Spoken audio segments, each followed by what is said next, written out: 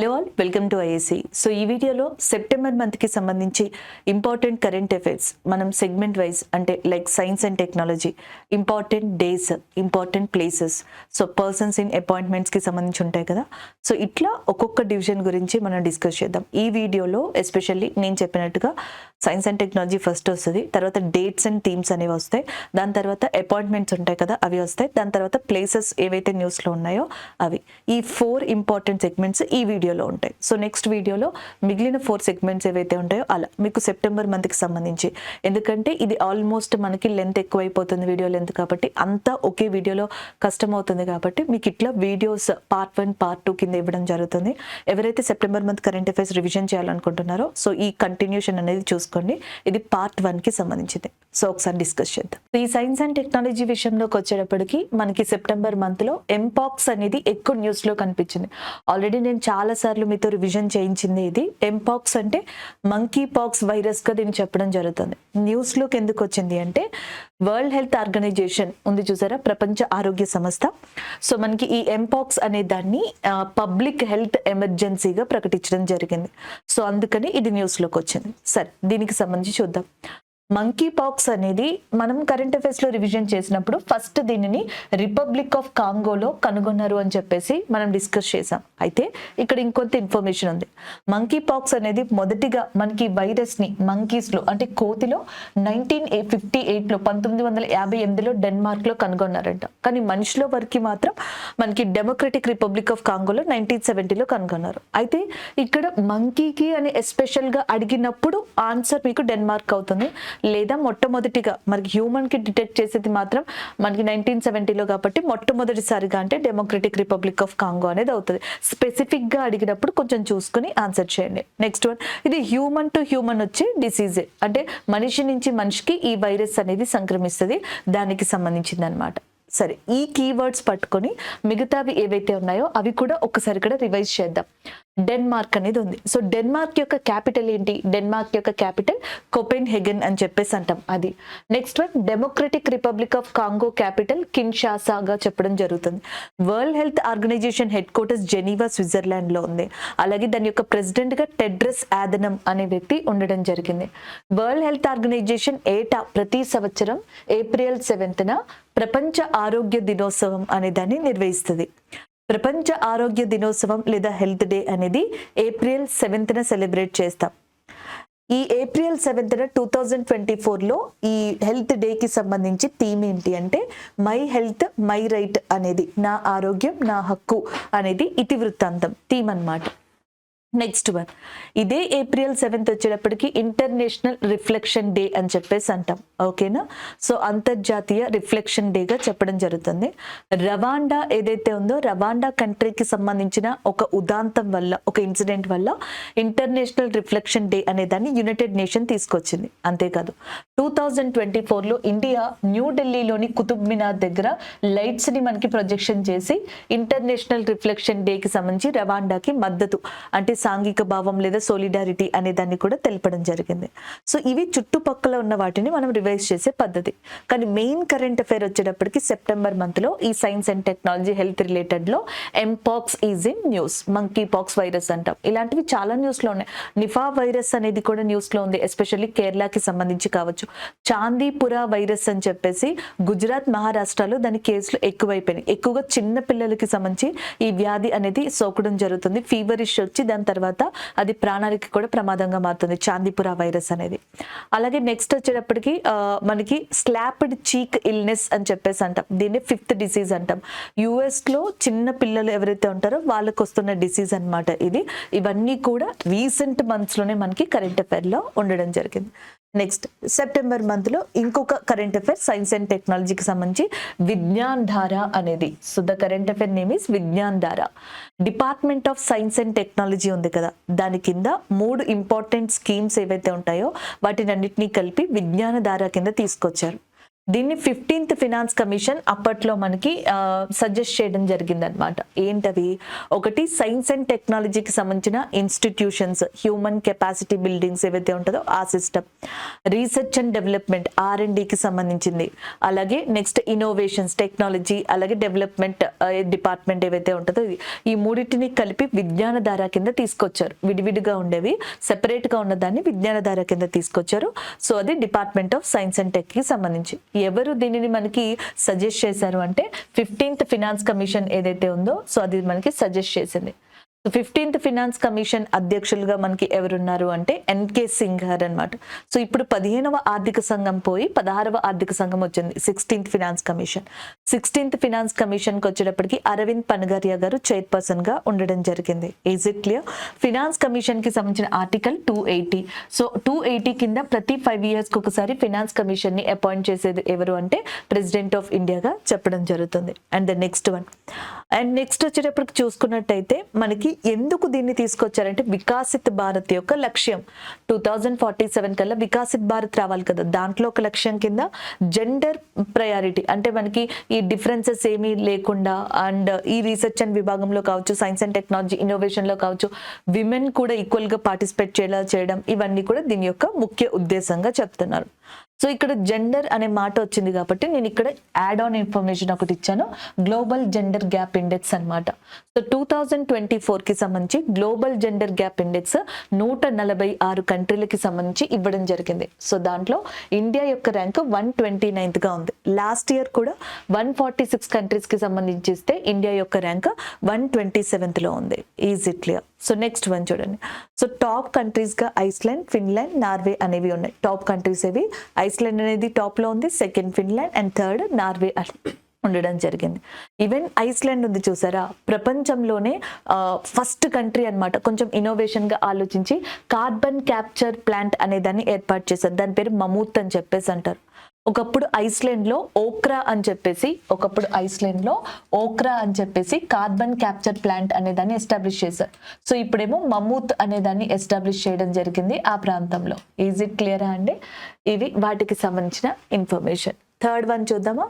So third one science and టెక్నాలజీకి సంబంధించి మనకి టాంజర్-1 అనే శాటిలైట్. టాంజర్-1 అనే శాటిలైట్ దీన్ని రీసెంట్గా సెప్టెంబర్ మంత్లో ఎవరు లాంచ్ చేశారు? నాసా లాంచ్ చేసింది. నాసా యొక్క శాటిలైట్ ఇది. దీంట్లో ఒక స్పెక్ట్రోమీటర్ పెట్టారు. ఆ స్పెక్ట్రోమీటర్ ద్వారా ఇమేజెస్ క్యాప్చర్ చేస్తారు. ఏం ఇమేజెస్? మనకి వాతావరణంలో గ్లోబల్ వార్మింగ్ కి కారణమైన హరిత వాయువుల కంపోజిషన్ ఎక్కువైపోయింది. Because of the high composition of greenhouse gases in atmosphere, it is ultimately causes the percentage of whatever call increaseness of percentage in greenhouse gases or global warming గా కూడా చెప్పొచ్చు అనమాట. So దానికి సంబంధించింది. అందులో చూసుకున్నట్టయితే carbon dioxide, methane especially వీటికి సంబంధించిన డేటాని తీస్తుందంటే ఇది. అలాగే నెక్స్ట్ వచ్చేటప్పటికి యునైటెడ్ నేషన్ ఎన్వైర్న్మెంట్ ప్రోగ్రామ్ అని చెప్పేసి ఉంది. యునైటెడ్ నేషన్ ఎన్వైర్న్మెంట్ ప్రోగ్రామ్ దీని హెడ్ క్వార్టర్స్ ఎక్కడుందో కూడా నేను కరెంట్ అఫైర్స్ చెప్పినప్పుడు మీతో చాలాసార్లు రివైజ్ చేయించాను. కెన్యాలోని నైరోబీ అనే ప్రాంతంలో యునైటెడ్ నేషన్ ఎన్వైర్న్మెంట్ ప్రోగ్రామ్ యొక్క హెడ్ క్వార్టర్స్ అనేది అక్కడ లొకేట్ అయి ఉంది. గత 20 ఏళ్లలో 80% ఆఫ్ కార్బన్ అండ్ మీథేన్ అనేవి కూడా, కార్బన్ డైఆక్సైడ్ మీథేన్ అనేవి కూడా పెరిగాయంట. సో దానివల్ల గ్లోబల్ వార్మింగ్ అనేది ఎక్కువైపోతున్నట్టుగా చెప్పారు. ఈ డేటానంతటిని నాసా కలెక్ట్ చేయడం కోసం స్పెక్ట్రోమీటర్ ని యూజ్ చేసే ఇమేజెస్ ని క్యాప్చర్ చేసే ఒక శాటిలైట్ ని టాంజర్-1 అనే దాన్ని నాసా రీసెంట్ గా లాంచ్ చేసింది. అండ్ ద నెక్స్ట్ వన్, కొన్ని ఎగ్జామ్స్ లో నాసాకి సంబంధించిన ఎబ్రివేషన్ అడుగుతారు. National aeronautics and space administration గా చెప్పొచ్చు. National aeronautics and space administration గా దాన్ని చెప్తాం. నెక్స్ట్ వన్, కొన్ని ఎగ్జామ్స్ లో గ్రీన్ హౌస్ గ్యాసెస్ ఈ క్రింది వాటిలో ఏవి, గ్రీన్ హౌసెస్ గ్యాసెస్ కి సంబంధించినవి ఏవి ఇలా అడుగుతారు. సో గ్రీన్ హౌస్ గ్యాసెస్ అంటే కార్బన్ డైఆక్సైడ్ అని చెప్పేసి అంటాం, అలాగే మీథేన్ అంటాం, ozone, nitrous oxide, chlorofluoro carbons, hydrofluoro carbons, ఇవన్నీ గ్రీన్ హౌస్ గ్యాసెస్ కి సంబంధించినవి. And the next one, green house gases కి కంట్రోల్ కోసం అని చెప్పేసి వీటిని ఒక లిమిట్ లో పెట్టడానికి అప్పట్లో ప్రపంచ దేశాలు కలిసి క్యోటో ప్రోటోకాల్ అనే దాన్ని తీసుకొచ్చాయి. దీన్ని కూడా అడుగుతారు. సో మనకి గ్రీన్ హౌస్ గ్యాసెస్ కి సంబంధించిన ప్రోటోకాల్ ఏది అని, ఓజోన్ కి సంబంధించి అయితే మాంట్రియల్ ప్రోటోకాల్ అంటాం. అదే గనక మనకి ఏమని చెప్పేసి అంటాం, గ్రీన్ హౌస్ గ్యాసెస్ హరిత వాయువులు అని చెప్పేసి అంటున్నాం కదా, హరిత వాయువులకైతే క్యోటో ప్రోటోకాల్ అని చెప్పేసి అంటాం. 1997లో ఈ క్యోటో ప్రోటోకాల్ అనే దాన్ని తీసుకొచ్చారు. అండ్ ద నెక్స్ట్ వన్ చూడండి, నాసాని మీరు రివైజ్ చేసినప్పుడల్లా James Webb telescope, Hubble telescope అలాంటి వాటిని గుర్తు తెచ్చుకోండి. అంటే which of the following space station లేదా విచ్ ఆఫ్ ద ఫాలోయింగ్ ఏమంటారు organisation consist of James Webb telescope or Hubble telescope, ఇలాంటి క్వశ్చన్స్ అడుగుతారు. ఈ 2 టెలిస్కోప్స్ నాసాకి సంబంధించినవి. సో రీసెంట్ గానే మన ఇండియాలో లడాక్ లో మేజ్ అనే ఒకదాన్ని ఏర్పాటు చేశారు. మేజ్, సో మేజ్ అంటే మేజర్ అట్మాస్ఫియరిక్ సెరెన్కోవో ఎక్స్పెరిమెంట్ టెలిస్కోప్ గా చెప్పొచ్చు అనమాట. సో ఈ టెలిస్కోప్ ని లడాక్ లోని హ్యాన్లే అనే ప్రదేశంలో మనకి ఏర్పాటు చేయడం జరిగింది. ఈజ్ ఇట్ క్లియర్ అండి? ఇవి వాటికి సంబంధించింది recent current affair. And next NASA, ISRO ఈ 2 కలిసి మనకి నిసార్ అనే ప్రాజెక్ట్ ని తీసుకురాబోతున్నాయి. చాలా ఎగ్జామ్స్ లో ఇప్పటి వరకు జరిగిన కొన్ని ఎగ్జామ్స్ లో నిసార్ కి సంబంధించి అబ్రివేషన్ అడిగారు. NASA ISRO synthetic aperture radar mission అని చెప్పేసి అంటాం. So NASA ISRO synthetic aperture radar mission గా దాన్ని చెప్పొచ్చు అనమాట. సో ఇదేంటంటే ప్రపంచంలో మనకి గ్లేషియర్స్, మంచు కొండల్లో, ఐస్ అంటే స్నో ప్రాంతాల్లో ఏమైనా మార్పులు వచ్చాయా, బయోమాస్ లో ఏమైనా మార్పులు వచ్చాయా, పర్యావరణంలో ఏమైనా మార్పులు వచ్చాయా మన చుట్టుపక్కల, ఇవన్నీ చూసి డేటాని కలెక్ట్ చేస్తుంది అనమాట. సో దానికి సంబంధించి నిసార్ గా చెప్పడం జరుగుతుంది. సో టాంజా 1 ఒకసారి ఇది చూసుకోండి. నెక్స్ట్ వన్ చూద్దాం. అలాగే మన ఇస్రో చైర్మన్ ని గుర్తుపెట్టుకోండి. చైర్పర్సన్ ఎవరైతే ఉన్నారో ప్రజెంట్ సోమనాథన్ గారు, ఆయన కావచ్చు. అలాగే నెక్స్ట్ డిఆర్డిఓకి సమీర్ వి కామత్ గారు ఉన్నారు, అలాంటివి కావచ్చు. లేకపోతే నెక్స్ట్ వచ్చేటప్పటికి missile man of India Abdul Kalam గారు, missile women of India Tessy Thomas గారు, శాటిలైట్ మ్యాన్ ఆఫ్ ఇండియా అని చెప్పేసి ఎవరిని పిలుస్తాం, యుఆర్ రావు గారు. అలాగే next rocket man of India అని శివన్ గారిని పిలుస్తాం. ఇలాంటివి కొంచెం ఇంపార్టెంట్ అండి మనకి. నెక్స్ట్ వన్ మనకి polio virus is in news. Polio virus అనేది న్యూస్ లో ఉంది. ఎందుకు? వరల్డ్ హెల్త్ ఆర్గనైజేషన్, ప్రపంచ ఆరోగ్య సంస్థ భారతదేశంలో పోలియో లేదు అని చెప్పి మనకి ఫ్రీ సర్టిఫికేషన్ అనేది, పోలియో ఫ్రీ ఇండియా సర్టిఫికేషన్ అనేది ప్రపంచ ఆరోగ్య సంస్థే మనకి 27th March 2014 ఇవ్వడం జరిగింది. అయితే 2014 తర్వాత మళ్ళీ తిరిగి 2024లో అంటే దాదాపుగా 10 సంవత్సరాల తర్వాత మేఘాలయలో కొన్ని పోలియో కేసెస్ రికార్డ్ అయ్యాయి. సో దానివల్ల ఇది న్యూస్లోకి వచ్చింది.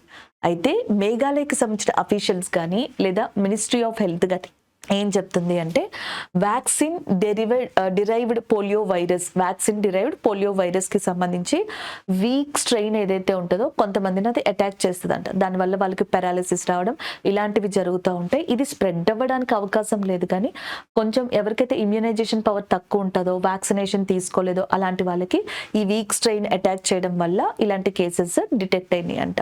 సో ఎక్కడ అంటే మేఘాలయ అని చెప్పేసి అంటున్నారు. ఓకేనా? నెక్స్ట్ వన్ మనకి పోలియో డే అనేది ఎప్పుడు సెలబ్రేట్ చేసుకుంటాం? పోలియో డే అనేది ఎప్పుడు సెలబ్రేట్ చేసుకుంటాము అంటే October 24th సెలబ్రేట్ చేసుకుంటాం. October 24th United nation day అనే దాన్ని కూడా సెలబ్రేట్ చేసుకుంటాం. ఐక్యరాజ్య సమితి దినోత్సవము పోలియో డే కూడా October 24th అన్నమాట. నెక్స్ట్ వన్ చూడండి, స్మాల్ పాక్స్ అని చెప్పేసి ఉంది. సో స్మాల్ పాక్స్ అనేది ఏదైతే ఉందో ఇది కూడా మనకి ఏమంటారు ఫ్రీ అయ్యాం. ఇండియా అనేది ఫ్రీ సర్టిఫికేషన్ పొందింది, కేసెస్ ఏం రాలేదు. 1975 తర్వాత మనకి కేసెస్ రికార్డ్ అవ్వలేదు.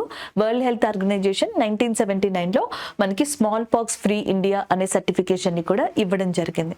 సో రీసెంట్ గా 2024లో ప్రపంచంలోని ఫస్ట్ కంట్రీ కుష్టు రోగం లేదు అని చెప్పేసి సర్టిఫికేషన్ ని వరల్డ్ హెల్త్ ఆర్గనైజేషన్ నుంచి తీసుకుంది.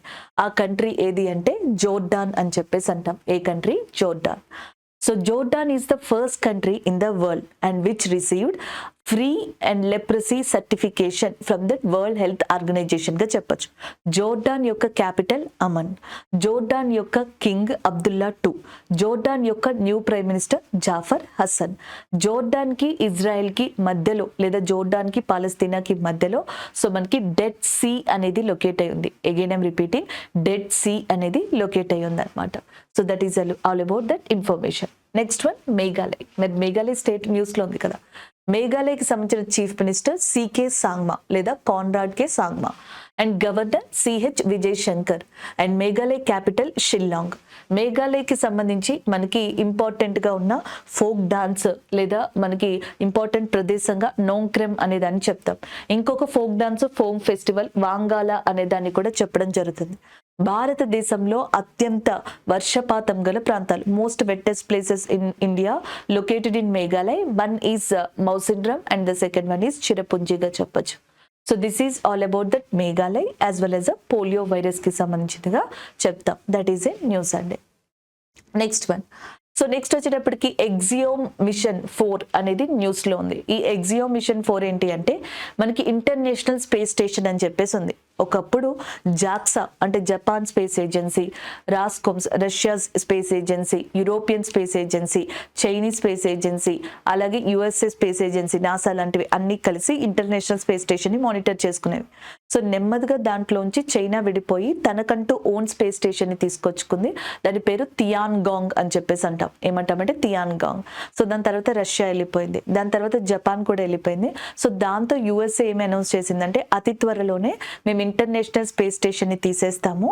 సో దాన్ని అంతటినీ కూడా పసిఫిక్ ఓషన్ ఉంటుంది కదా, దాంట్లోకి డంప్ చేస్తాము. ఏ కంట్రీకి ఆ కంట్రీ ఓన్ స్పేస్ స్టేషన్ ని తెచ్చుకుంటుంది ఫ్యూచర్ లో అన్నట్టుగా మాట్లాడారు.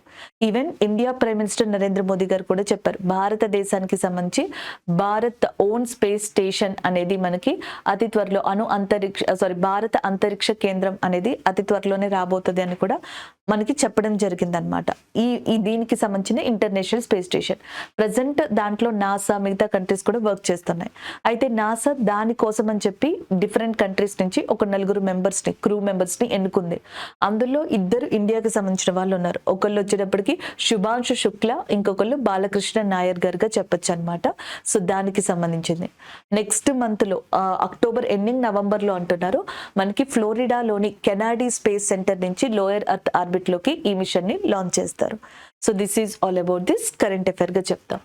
వీళ్ళున్నారు చూసారా, శుభాంశు శుక్లా, బాలకృష్ణ నాయర్ గారు. వీళ్ళిద్దరితో పాటు ఇంకొక ఇద్దరిని ప్రైమ్ మినిస్టర్ నరేంద్ర మోదీ గారు ఒక ప్రెస్ కాన్ఫరెన్స్ లో ఇంట్రడ్యూస్ చేశారు. ఏమని, భారతదేశం చేపట్టిపోయే first human space flight mission Gaganyaan అనే దానికి ఈ క్రూ సెలెక్ట్ అయ్యారని. ఎవరు వాళ్ళు? ఒకళ్ళు ప్రశాంత్ బాలకృష్ణన్ నాయర్ గారు, 2 అజిత్ కృష్ణన్ గారు, 3 అంగద్ ప్రతాప్ గారు, 4 వచ్చేటప్పటికి శుభాంశు శుక్లా గారు. వీళ్ళల్లోనే శుభాంశు శుక్లా గారిని, ప్రశాంత్ బాలకృష్ణ నాయర్ గారిని, వీళ్ళిద్దరిని కూడా సో రీసెంట్ గా ఎగ్జియో మిషన్ కి సెలెక్ట్ చేసుకున్నారు. యాక్చువల్గా శుభాంశు శుక్లా గారు, సో బ్యాకప్ లో ఈయన కూడా ఉన్నారనమాట. And the next one, Chandrayaan 3 అనేది లాంచ్ డేట్ గుర్తుపెట్టుకోండి. సైన్స్ అండ్ టెక్నాలజీలో ఇది బాగా యూజ్ అవుతుంది. సో చంద్రయాన్ 3 వచ్చేటప్పటికి 14th జూలై 2023 లాంచ్ చేశారు.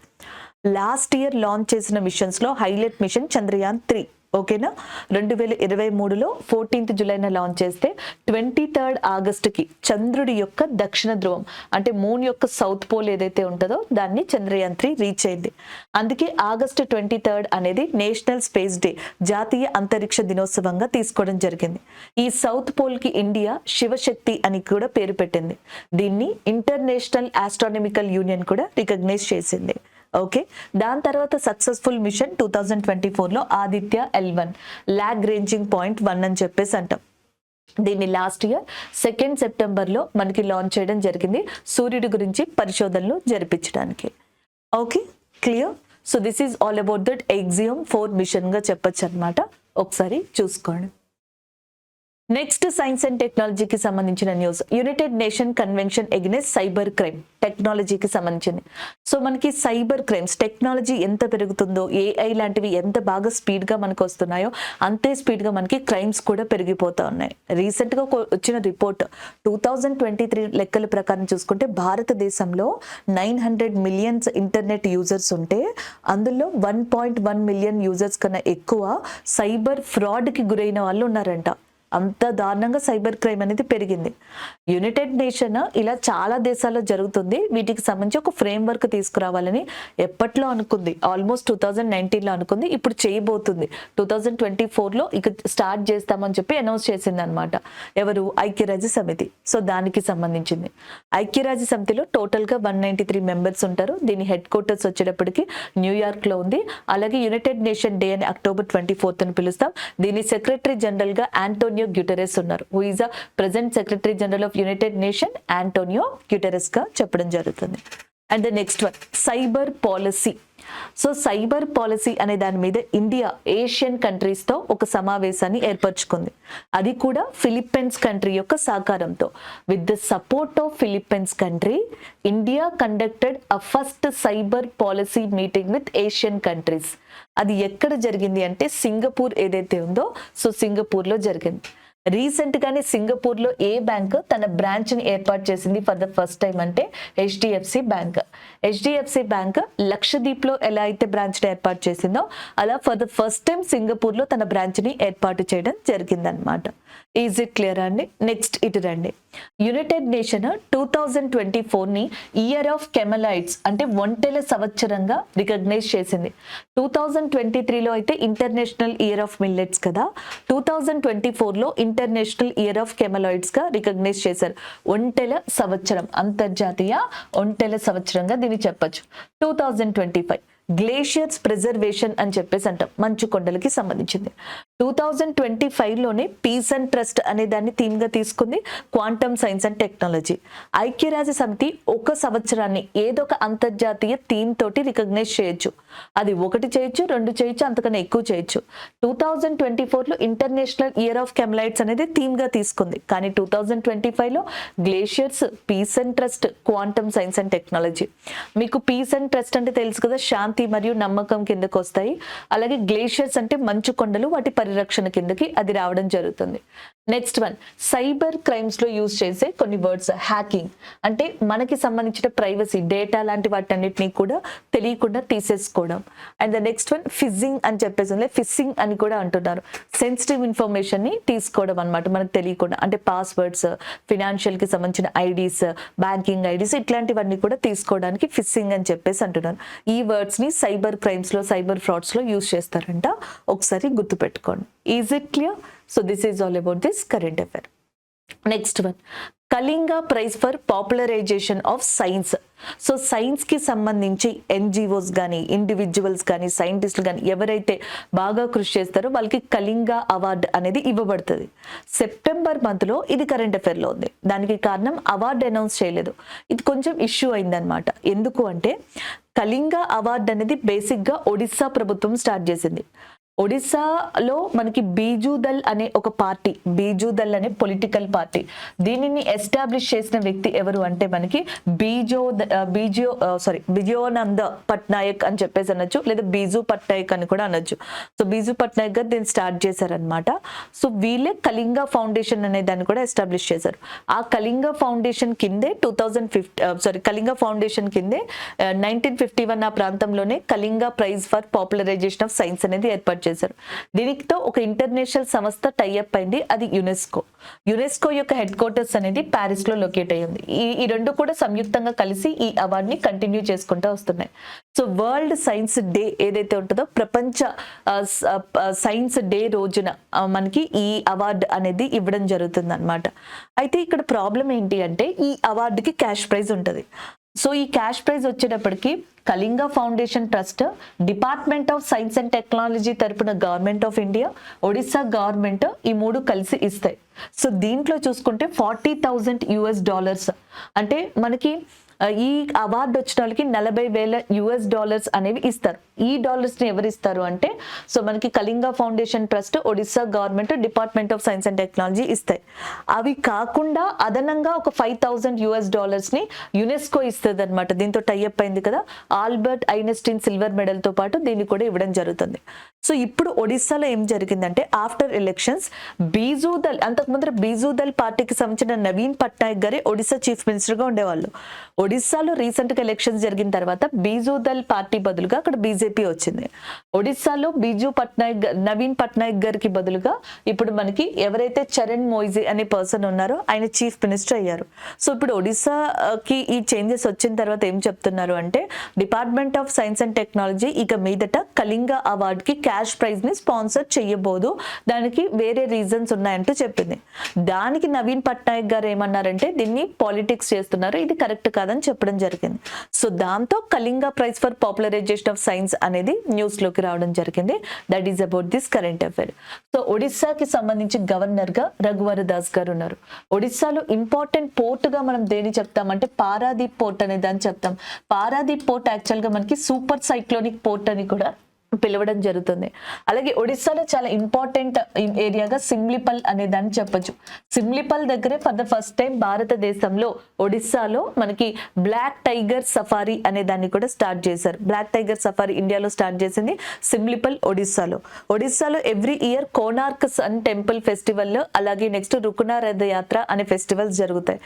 ఇదే కోనార్క్ సన్ టెంపుల్ యొక్క సింబల్ అనేది 10 రూపీస్ నోటు మీద కూడా కనిపిస్తుంది. కోనార్క్ సూర్య దేవాలయాన్ని మనకి బ్లాక్ పగోడా అని పిలుస్తారు ఇండియాలో. పూరి జగన్నాథ స్వామి టెంపుల్ ని వైట్ పగోడా అని కూడా పిలవడం జరుగుతుంది. సో ఇవన్నీ ఒడిస్సాకి సంబంధించిన ఇంపార్టెంట్ ఇన్ఫర్మేషన్ గా చెప్పొచ్చు. So this is all about this current affair. Next one DDoS attack అని చెప్పేసి ఉంది. ఈ డోడోస్ అటాక్ ఏంటి అంటే డినయల్ ఆఫ్ సర్వీస్ అటాక్ అని చెప్పేసి అంటాం. డినయల్ ఆఫ్ సర్వీస్ అటాక్ ని డోడోస్ అటాక్ గా చెప్తున్నారు.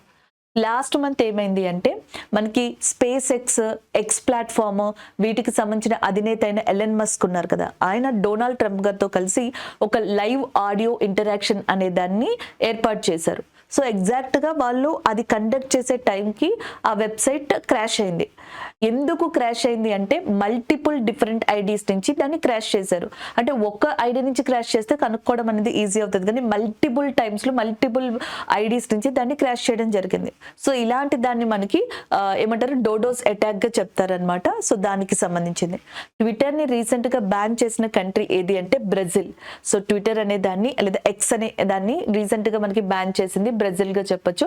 సో బ్రెజిల్ ఈ సంవత్సరం G20 అనే సమావేశాన్ని కూడా నిర్వహిస్తుంది అనమాట. So this is all about this current affair. ఓకేనా. సో ఎలన్ మస్క్ ఎవరైతే ఉన్నారో ఈయన స్పేస్ ఎక్సే కాదు టెస్లా యొక్క కోఫౌండర్ గా కూడా చెప్పొచ్చు అనమాట. అలాంటి ఎలన్ మస్క్ 2024లో బ్లూంబర్గ్ బిలియనియర్స్ రిపోర్ట్ లో మనకి ప్రపంచంలోని రిచెస్ట్ పర్సన్ గా స్థానాన్ని సంపాదించుకున్నారు. అండ్ ద నెక్స్ట్ వన్ ఈ డోడోస్ అటాక్ ఎలా చూస్తున్నారో 2024లో ఇంకొక వర్డ్ కూడా ఇలాగే మనకి న్యూస్ లోకి వచ్చింది. దాన్ని జ్యూస్ జాకింగ్ అని చెప్పేసి అంటాం. ఏమంటాం? జ్యూస్ జాకింగ్ అని చెప్పి అంటాం. ఇది RBI మన ఇండియాలో చాలా మందికి వార్న్ చేస్తూ చెప్పిన కాన్సెప్ట్ ఇది. మనం పబ్లిక్ ప్లాట్ఫామ్స్ అంటే రైల్వే స్టేషన్స్ కావచ్చు, మెట్రో స్టేషన్స్ కావచ్చు, బస్ స్టేషన్స్ కావచ్చు, ఇలాంటి చోట్ల చార్జెస్ ఉంటాయి కదా, USB చార్జెస్, అవి పెట్టుకున్నప్పుడు మనం వాటిని యూజ్ చేసినప్పుడు దాని ద్వారా కూడా డేటాని హ్యాక్ చేయడం జరుగుతూ ఉంది. సో దానివల్ల మన అకౌంట్ నెంబర్స్, పాస్వర్డ్స్ ఇవన్నీ తెలిసిపోయి చాలా మంది ఫ్రాడ్ కి గురి అవుతున్నారు. అందుకని జ్యూస్ జాకింగ్ అనే కాన్సెప్ట్ ద్వారా RBI ఇండియాలో చాలా వరకు కూడా అందరినీ మనకి అలర్ట్ చేసింది, వార్నింగ్ ఇచ్చింది. సో ఇది డోడోస్ అటాక్ జ్యూస్ జాకింగ్ కి సంబంధించిన ఇన్ఫర్మేషన్ గా చెప్తాం, ఒకసారి చూసుకోండి. నెక్స్ట్ వన్కి వెళ్దాం. సో నెక్స్ట్ వన్ ఇంకొన్ని కరెంట్ అఫైర్స్ అనమాట. సైన్స్ అండ్ టెక్నాలజీలో సెప్టెంబర్ మంత్ లో మెయిన్ కరెంట్ అఫైర్స్ అవే ఉన్నాయి, కాకపోతే ఇంకొన్ని కూడా మనకి కనిపిస్తూ ఉన్నాయి వేరే సోర్సెస్ నుంచి. నేను అవి కూడా ఇక్కడ మెన్షన్ చేశాను, చూసుకోండి. ఒకటి మినీ మూన్ అని చెప్పేసి ఉందనమాట, మినీ చంద్రుడు అని చెప్పి. ఇదేంటి అంటే ఒక స్మాల్ ఆస్ట్రాయిడ్, చాలా చిన్న గ్రహ శకలం. దానికి 2024 PTS అని పేరు పెట్టారు. ఇది ఎర్త్కి దగ్గరగా వస్తుంది. సో ఎర్త్కి దగ్గరగా సెప్టెంబర్ 29 నుంచి నవంబర్ 25 మధ్యలో మనకి రొటేట్ అవుతా కనిపిస్తూ ఉంటుంది అనమాట, రివాల్వ్ అవుతా కనిపిస్తూ ఉంటుంది, తిరుగుతా. సో దానికి మినీ మూన్ అని చెప్పి పేరు పెట్టారు. మరి ఎర్త్ చుట్టూ ఏదైతే ఉపగ్రహం తిరుగుతుందో శాటిలైట్, దాన్ని మూన్ అని చెప్పేసి అంటాం కదా. ఈ టైం పీరియడ్ లో ఇప్పుడు ఈ స్మాల్ ఆస్ట్రాయిడ్ కూడా ఎర్త్ చుట్టూ తిరుగుతుందంట. అందుకని దీన్ని మినీ మూన్ లేదా 2024 PTS ఆస్ట్రాయిడ్ అని చెప్పేసి పిలుస్తున్నారు. దీన్ని ఎవరు గుర్తించారు? నాసాకి సంబంధించిన అట్లాస్ మిషన్. అట్లాస్ మిషన్ కి సంబంధించిన అబ్రివేషన్ ఇంపార్టెంట్ ఎగ్జామ్ లో. సో మనకి NASA's asteroid terrestrial impact last alert system అని చెప్పేసి అంటాం. NASA asteroid terrestrial impact last alert system గా పిలవడం జరుగుతుంది. సరే, ఈ ఆస్ట్రాయిడ్ అనేది ఎక్కడి నుంచి వచ్చింది అంటే అర్జున ఆస్ట్రాయిడ్ బెల్ట్ అనే ఏరియా నుంచి రావడం జరిగిందంట. మనకి యూనివర్స్ లో ప్లానెట్స్ అంటే గ్రహాలు ఉంటాయి, శాటిలైట్స్ ఉపగ్రహాలు ఉంటాయి, కమిట్స్ తోకచుక్కలు ఉంటాయి, ఆస్ట్రాయిడ్స్ గ్రహ శకలాలు ఉంటాయి. ఈ గ్రహ శకలాలు చాలా బెల్ట్స్ కింద గ్రూప్స్ కింద ఉంటాయి. అందులో ఒకటి మనకి అర్జున ఆస్ట్రాయిడ్ బెల్ట్ బెల్ట్ గా చెప్తాం అనమాట. The largest asteroid belt is located between Mars and Jupiter. ఇది డైరెక్ట్ ఒక పీవైక్యూ, గుర్తుపెట్టుకోండి. మనకి విశ్వంలో అతి పెద్ద గ్రహ శకలాల బెల్ట్ ఎక్కడ లొకేట్ అయ్యింది అంటే, సో ఎక్కడ లొకేట్ అయ్యింది, మార్స్ అండ్ జూపిటర్, అంగారకుడికి బృహస్పతికి మధ్యలో కనిపిస్తూ ఉంటది. That is one more current affair. And next one, IIT Delhi ఉంది కదా, సో దీన్ని గతంలోనే అనౌన్స్ చేశారు, అబుదాబిలో ఎస్టాబ్లిష్ చేస్తామని, ఇప్పుడు ప్రారంభించారు. సో మనకి అబుదాబి లేదా సౌదీ అరేబియాకి సంబంధించిన హెడ్ ఎవరైతే ఉన్నారో, Sheikh Khalid bin Mohammed bin Zayed Al Nahyan, Sheikh Khalid bin Mohammed bin Zayed Al Nahyan ఎవరైతే ఉన్నారో ఆయన చేతుల మీదుగా అబుదాబిలో ఐఐటి ఢిల్లీ అనే దాన్ని ప్రారంభించడం జరిగింది. సౌదీ అరేబియా ఈ సంవత్సరం జూన్ 5th జరిగే ఎన్వైర్న్మెంట్ డే అనే దాన్ని, ప్రపంచ పర్యావరణ దినోత్సవాన్ని కూడా నిర్వహించింది. హోస్ట్ చేసిన కంట్రీ సౌదీ అరేబియానే. సౌదీ అరేబియాకి ఇండియాకి మధ్యలో యుద్ధ విన్యాసాలు వచ్చేటప్పటికి నావీ పరంగా చూస్తే అల్ మొహమ్మద్ అల్ హింద్ అనే ఎక్సర్సైజ్, ఆర్మీ పరంగా చూస్తే మాత్రం మనకి ఉన్నది సదా థాన్సిక్ అనే ఎక్సర్సైజ్ ఉన్నాయి. సో వాటిని మీరు గుర్తుపెట్టుకోవచ్చు. ఇవి ఇంకొకటి. నెక్స్ట్ వన్ చూసుకున్నట్టయితే మనకి ఇక్కడ పోలరిస్ డాన్ మిషన్ అనేది న్యూస్ లో ఉంది. పోలరిస్ డాన్ మిషన్, సో దీన్ని స్పేస్ ఎక్సే చేపట్టింది. దీన్ని చేపట్టింది ఎవరంటే స్పేస్ ఎక్స్ అనమాట. అంటే మనకి గవర్నమెంట్ తరపున కాకుండా ప్రైవేట్ వ్యక్తులు ఉంటారు కదా, సో ప్రైవేట్ వ్యక్తులు కావచ్చు, లేకపోతే నెక్స్ట్ వచ్చేటప్పటికి సివిలియన్స్ కావచ్చు, వీళ్ళతో స్పేస్ వాక్ చేయించేలాగా, అంటే అంతరిక్షంలో నడిచేలాగా పోలరిస్ డాన్ మిషన్ అనే దాన్ని మనకి స్పేస్ ఎక్స్ లాంచ్ చేసింది. దీన్ని లీడ్ చేసిన పర్సన్ ఐజాక్ మ్యాన్ అనే పర్సన్ గా చెప్పొచ్చు. దీన్ని లీడ్ చేసిన పర్సన్ ఐజాక్ మ్యాన్. ఇది టోటల్ గా 5 days జరిగింది. 1408 కిలోమీటర్స్ ఆల్టిట్యూడ్ లో ఈ మిషన్ ని కండక్ట్ చేశారు. సో గతంలో నాసాకి సంబంధించి జెమినీ 11 మిషన్ అనేది, జెమినీ 11 మిషన్ అనేది 1966 లో లాంచ్ చేశారు. యాక్చువల్ గా అదే అతిపెద్ద మిషన్ అనమాట, హ్యూమన్స్ ని ఎక్కువగా స్పేస్ లోకి తీసుకెళ్ళింది. దాని తర్వాత ఇప్పుడు పోలరిస్ డాన్ మిషనే మనకి అతిపెద్ద మిషన్ గా ఉంది. చాలా మంది క్రూ మెంబర్స్ ని, అది కూడా సివిలియన్స్ ని స్పేస్ వాక్ కోసం అని చెప్పేసి ఇది తీసుకెళ్ళడం జరిగింది అనమాట. సో అక్కడ వీళ్ళు ఏం చేశారంటే 31 ఇన్స్టిట్యూషన్స్ తోటి మనకి కనెక్ట్ అయ్యి, సో వాళ్ళకి డేటాని ప్రొవైడ్ చేయడం ఇలాంటివన్నీ కూడా చేశారు. స్టార్ లింక్ ప్రాజెక్ట్ ఏదైతే ఉందో ఎలన్ మస్క్ కి సంబంధించింది, దాన్ని కూడా వీళ్ళు చెక్ చేశారనమాట, ఇంటర్నెట్ కి సంబంధించిన ప్రాజెక్ట్ ని. ఇవన్నీ కూడా అక్కడ చేయడం జరిగింది. And the next one, 75 technology transfer agreements. Recent గా 75 సాంకేతికతకి సంబంధించిన ఒప్పందాలు అనేవి ఎవరు చేసుకున్నారు? ఇస్రో, ఇన్స్పేస్, నెక్స్ట్ వచ్చేటప్పటికి మనకి NSIL ఏదైతే ఉందో, సో ఇవి. సో ఈ 3 సంస్థలు కలిసి నాన్ గవర్నమెంట్ ఎంటైటీస్, సో మనకి ఏవైతే గవర్నమెంట్ సంస్థలు కానివి ఉంటాయో వాటితోటి ఇస్రో దాని అనుబంధ సంస్థలు కలిసి ప్రైవేట్ స్పేస్ ప్రోగ్రామ్స్ ని ఇండియాలో బాగా డెవలప్ చేసేందుకు 75 టెక్నాలజీ అగ్రిమెంట్స్. మీరు లోపలికి వెళ్ళి అంత డెప్త్ గా చదవక్కర్లేదు, ఖచ్చితంగా నెంబర్ అడుగుతారు, లేకపోతే వాటికి సంబంధించింది అడుగుతారు, ఒకసారి గుర్తుపెట్టుకోండి. అలాగే ఇండియాలో సెకండ్ స్పేస్ పోర్ట్ అనేది ఎక్కడ రాకపోతుంది అంటే కులశేఖరపట్టణం స్పేస్ పోర్ట్ అంటాం. ఇండియాలో సెకండ్ స్పేస్ పోర్ట్ అనేది ఎక్కడ రాబోతుంది అంటే కులశేఖరపట్టణం అనే ప్రాంతం దగ్గర రాబోతుంది, విచ్ ఈస్ లొకేటెడ్ ఇన్ చెన్నైగా కూడా చెప్పడం జరుగుతుంది. అలాగే ఇండియా యొక్క మొట్టమొదటి నావీ రాడార్ స్టేషన్, ఇండియా యొక్క మొట్టమొదటి నావీ రాడార్ స్టేషన్ ఎక్కడుంది? తమిళనాడులో చెన్నై దగ్గరలోని మనకి విజయనారాయణపురం దగ్గర ఉందన్నమాట. INS కట్టబొమ్మన్న అంటాం. సెకండ్ నావీ రాడార్ స్టేషన్ మనకి తెలంగాణలోని వికారాబాద్ దగ్గరలో రాబోతుంది. అది ఇంకొక ఇంపార్టెంట్ పాయింట్. ఓకే, నెక్స్ట్ వచ్చేటప్పటికి ఒలాగ్ కనాన్గో అనే వ్యక్తి న్యూస్ లో ఉన్నారు. ఎందుకు? మనకి ప్రపంచంలోనే అంతరిక్షంలో అత్యధిక రోజులు గడిపిన వ్యక్తిగా రష్యాకి సంబంధించిన కాస్మోనెట్ ఒలాంగ్ కనాన్గో అనే వ్యక్తి రికార్డ్ ని క్రియేట్ చేశారు. ఆయనతో పాటుగా నికోలై చాబ్ అనే వాళ్ళు కూడా. సో వీళ్ళు September 15th 2023లో వెళ్ళారు, September 23rd 2024లో వచ్చారు. ఇయర్స్ తేడా అండి, ఇది 2023, ఇది 2024.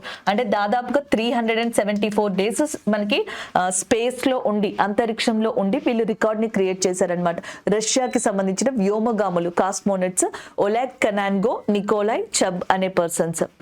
వీళ్ళకి ముందర రికార్డు 370 days పేరు మీద ఎవరికి ఉందంటే సెర్గేయ్ అనే వ్యక్తి ఒకరు, డెమిట్రీ అనే పర్సన్, నెక్స్ట్ ఫ్రాన్సిస్కో. వీళ్ళిద్దరూ రష్యాకి సంబంధించిన వాళ్ళే, ఈ పర్సన్ USAకి సంబంధించిన వ్యక్తి అన్నమాట. సో ఈ రికార్డ్ ని రీసెంట్ గా తిరిగి రాశారు ఒలాగ్ కొనాన్గో అనే పర్సన్. సో నెక్స్ట్ వచ్చేటప్పటికి చంద్రయాన్ 4 అనే దానికి క్యాబినెట్ 2104.6 crores ని ఆమోదించింది. సో చంద్రయాన్ 3 కంప్లీట్ అయిపోయింది కదా, చంద్రయాన్ 4 కి సంబంధించి 2104.6 కోట్లని ఇటీవల కేంద్ర క్యాబినెట్ ప్రభుత్వం ఆమోదించడం జరిగింది. సో నెక్స్ట్ అప్కమింగ్ మిషన్ లో ఇది ఉంటది. Next prime minister Narendra Modi గారు ఏం చెప్పారంటే ఇండియాకి ఓన్ స్పేస్ స్టేషన్ అనేది 2035 కల్లా రాబోతుంది. 2035 కల్లా భారతదేశానికి సంబంధించిన మన సొంత స్పేస్ స్టేషన్ అనేది రాబోతుంది. ఇయర్ గుర్తుపెట్టుకోవాలి, ఎన్నో సంవత్సరం 2035. అలాగే న్యూ జనరేషన్ లాంచ్డ్ వెహికల్ అనే దానికి కూడా ప్రైమ్ మినిస్టర్ నరేంద్ర మోదీ గారు అనుమతిచ్చారు. New generation next generation launched vehicle అనే దానికి సంబంధించి అది ఏదైతే ప్రిపేర్ చేయాలో దానికి సంబంధించిన అనుమతిని కూడా ప్రైమ్ మినిస్టర్ నరేంద్ర మోదీ గారు ఇచ్చారు. సో టోటల్ గా మనకి ఇవి చూసుకున్నట్టయితే అటు చంద్రయాన్ 4 కావచ్చు, నెక్స్ట్ ఇండియాకి ఓన్ స్పేస్ ఎప్పుడు వస్తుంది మనకి స్పేస్ స్టేషన్ 2035 లో కావచ్చు. అలాగే ఒలాగ్ కొనాన్గో ఒక రికార్డ్ ని క్రియేట్ చేశారు. ఏంటి, ప్రపంచంలో అత్యధిక రోజులు అంతరిక్షంలో 374 days నికోలాయ్తో కలిసి ఉండడం జరిగింది. అదొకటి. పోలరీస్ డాన్ మిషన్ అనేది ఎవరికి సంబంధించిందంటే స్పేస్ ఎక్స్. 75 టెక్నాలజీ అగ్రిమెంట్స్ అనేవి చాలా ఇంపార్టెంట్. మినీ మూన్ కి సంబంధించి అడుగుతారనమాట, ఏ మిషన్ కనిపెట్టింది, దాని ఎబ్రివేషన్ ఏంటి అని అడుగుతారు. ఐఐటి ఢిల్లీ ఉంది చూసారా, ఐఐటి ఢిల్లీ అబుదాబిలో స్టార్ట్ అయింది చూసారా, దానికి సంబంధించిన కరెంట్ అఫైర్ ఒకటి. నెక్స్ట్ వచ్చేటప్పటికి డోడాస్ అటాక్, జ్యూస్ జాకింగ్ అనే వాటి గురించి చెప్పాను. కళింగ అవార్డు ఇష్యూ అయింది కదా, దాని గురించి చెప్పుకున్నాం. సైబర్ క్రైమ్ ఈ మధ్యన పెరిగిపోతుంది కాబట్టి దాని మీద యుఎన్ ఒక ఫ్రేమ్ వర్క్ ని తీసుకురావాలనుకుంటుంది. ఎగ్జియం 4 మిషన్ అనేది నాసాకి సంబంధించింది, నాసాకే కదా. సో ఎగ్జియం 4 అనేది నాసాకి సంబంధించిన మిషన్. పోలియో వైరస్ కి సంబంధించిన న్యూస్ వచ్చింది, మేఘాలయలో ఒక కేసు రికార్డ్ అవ్వడం వల్ల. సో తర్వాత టాంజర్ 1 అనే శాటిలైట్ ఈ గ్రీన్ హౌస్ గ్యాసెస్ ని క్యాప్చర్ చేయడానికి నాసా లాంచ్ చేసేదానికి చెప్తున్నారు. అలాగే విజ్ఞాన్ ధార అనేది డిపార్ట్మెంట్ ఆఫ్ సైన్స్ అండ్ టెక్నాలజీకి సంబంధించింది. ఎంపాక్స్ అనేది రీసెంట్ గా మనకి న్యూస్ లో ఉంది. సో ఇవి సెప్టెంబర్ మంత్ లో ఓవరాల్ గా ఉన్న ఇంపార్టెంట్ సైన్స్ అండ్ టెక్నాలజీకి సంబంధించిన కరెంట్ అఫైర్స్. సో నెక్స్ట్ మనకు వచ్చేటప్పటికి డివిజన్ కరెంట్ అఫైర్స్ కి సంబంధించింది. కరెంట్ అఫైర్స్ లో డేస్ కి సంబంధించింది. డేస్ ఆల్రెడీ మనకు చదువు ఉంటాం, కానీ ఎగ్జామ్ లో డే అండ్ థీమ్ వస్తుంది. ఇక్కడ ప్రాబ్లం ఏంటంటే మొత్తం క్వశ్చన్స్ లో వచ్చేది ఒకే డే అండ్ థీమ్ కదా, ఒకే థీమ్ వస్తుంది. కానీ ప్రతి నెలది మనం చదువుకోవాలి. ప్రతి నెలలో 30 days వరకు ఉంటాయి. 30 days 30 థీమ్స్ అంటే కష్టం. కాబట్టి దీని టాపిక్ని ఇలా కష్టం అనుకుని వదిలేయడం కన్నా సెలెక్టివ్గా చదువుకున్నాం అనుకోండి, సో దానివల్ల మనకి యూజ్ అనేది ఖచ్చితంగా ఉంటుంది. అలా ట్రై చేద్దాం. So first one September 1st. ఇది సెప్టెంబర్ 1st కాదు, September 1st to September 7th అనమాట. యాక్చువల్గా ఫస్ట్ వీక్ అని రావాలి. సో ఇది ఇలా రాసేసాను. నేషనల్ న్యూట్రిషన్ వీక్ అని చెప్పేసి అంట. ఓకేనా, నేషనల్ న్యూట్రిషన్ వీక్ అంటే ఈ పోషకాహారాలు పోషణకి సంబంధించిన వారం. ఓకే, సో దీనికి సంబంధించిన theme feeding smart right from start. Feeding smart right from start అనేది దీని యొక్క థీమ్గా ఉందన్నమాట. ఓకే, సో నెక్స్ట్ వచ్చేటప్పటికి చూడండి, next September 2 world coconut day. So ప్రపంచ కొబ్బరి దినోత్సవంగా చెప్తాం. Kerala is very famous for coconut trees, coconut production, వీటన్నిటికీ సంబంధించి కూడా చెప్తాం. అయితే sustaining coconut sector for the present and future generation. ఏంలా మనకి తర్వాత వచ్చే భవిష్యత్తుకి కూడా ఈ కొబ్బరి అనేది ఉండే విధంగా మనం అట్లాగా దీన్ని పండించాలనో దాన్ని చూసుకోవాలనో జాగ్రత్తగా దీనికి సంబంధించి ఈసారి థీమ్ అన్నమాట. And the next one 5th September 5th మీద చాలా డేస్ ఉన్నాయి. లైక్ మనకి సెప్టెంబర్ 5th టీచర్స్ డే అని చెప్పేసి అంటాం. నేషనల్ టీచర్స్ డే అనేది సెప్టెంబర్ 5th. అక్టోబర్ 5th అయితే international teachers day, September 5th national teachers day. So దానికి థీమ్ ఏం లేదు, కానీ September 5th international charity day అని చెప్పేసి అంటాం. అంటే ఈ చారిటీలు దానాలు చేస్తూ ఉంటారు కదా, అది డే ఆఫ్ ద చారిటీగా చెప్తాం. Charity for sustainable future. నేను థీమ్స్ రాసినప్పుడు నాకు ఏం కనిపించిందో తెలుసా, సెప్టెంబర్ మంత్లో చాలా థీమ్స్లో యూజ్ చేసిన ఫ్రీక్వెంట్ కామన్ వర్డ్ సస్టైనబుల్, సుస్థిరమైన. అంటే ఇప్పుడు యూజ్ చేసుకొని తర్వాత వచ్చే జనరేషన్స్ కూడా యూజ్ చేసుకునే విధంగా అన్నట్టుగా ఈ సుస్థిరమైన అనేది వర్డ్ యూజ్ అవుతుంది, సస్టైన్ అనేది. సో దానికి కూడా అదే ఇచ్చారనమాట. నెక్స్ట్ వన్, ఇదే 5th సెప్టెంబర్న international day of clean air for blue sky అని చెప్పేసి ఉంది. Invest in clean air now అనేది దాని యొక్క థీమ్ అనమాట. Next one September 7th international vulture awareness day అని చెప్పేసి ఉంది. ఇంటర్నేషనల్ వల్చర్ అవేర్నెస్ డే, అంతర్జాతీయ రాబందుల దినోత్సవం. నేచర్ క్లీన్ అప్ క్రూ అని చెప్పేసి అంటున్నాం. నేచర్ క్లీన్ అప్ క్రూ ఎందుకంటే రాబందులు చాలా వరకు మనకి చిన్న చిన్న క్రిములు కీటకాలని, చనిపోయిన అనిమల్స్, డెడ్ అనిమల్స్ని, వీటన్నిటిని అవి తింటాయంట యాక్చువల్గా.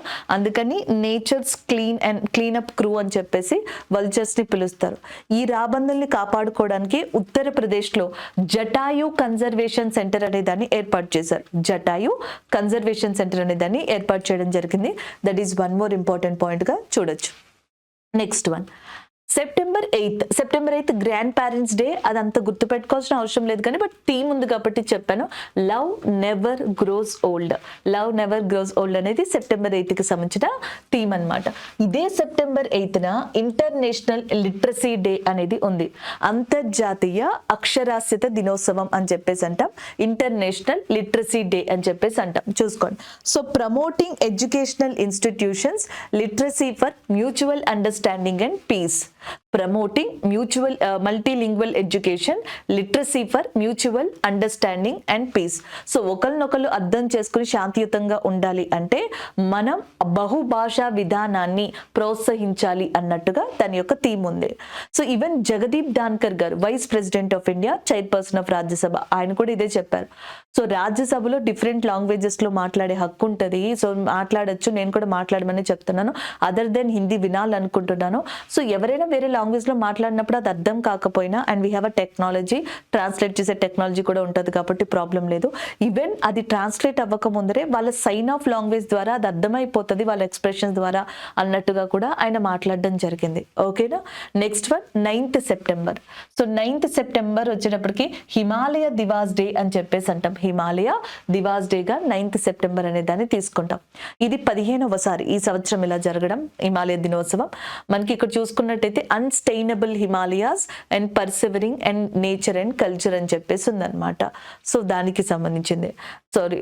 Sustainable Himalayas, persevering nature and culture. So నేను నాకు కనిపించలేదు, అట్లా చదివేశాను.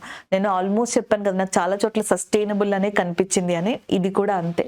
సో నెక్స్ట్ వచ్చేటప్పటికి 10th September world suicide prevention day. ప్రపంచ ఆత్మహత్యల నివారణ దినోత్సవంగా దీన్ని సెలబ్రేట్ చేసుకుంటాం. చూడండి.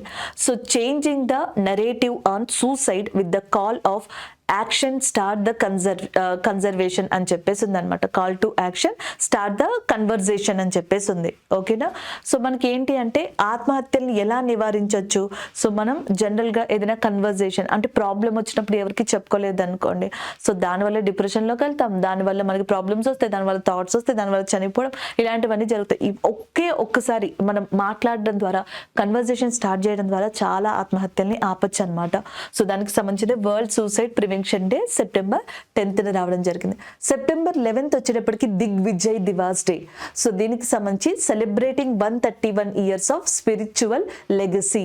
So celebrating 131 years of spiritual legacy అనేది సో దాని యొక్క థీమ్ గా ఉంది, గుర్తుపెట్టుకోండి. Next one, so 14th Hindi Diwas day అని చెప్పేసి ఉంది. 14th Hindi Diwas, September 14th అనేది హిందీ దివాస్ డే కదా. హిందీ విశ్వ భాష అని చెప్పేసి గుర్తుపెట్టుకోవాలి.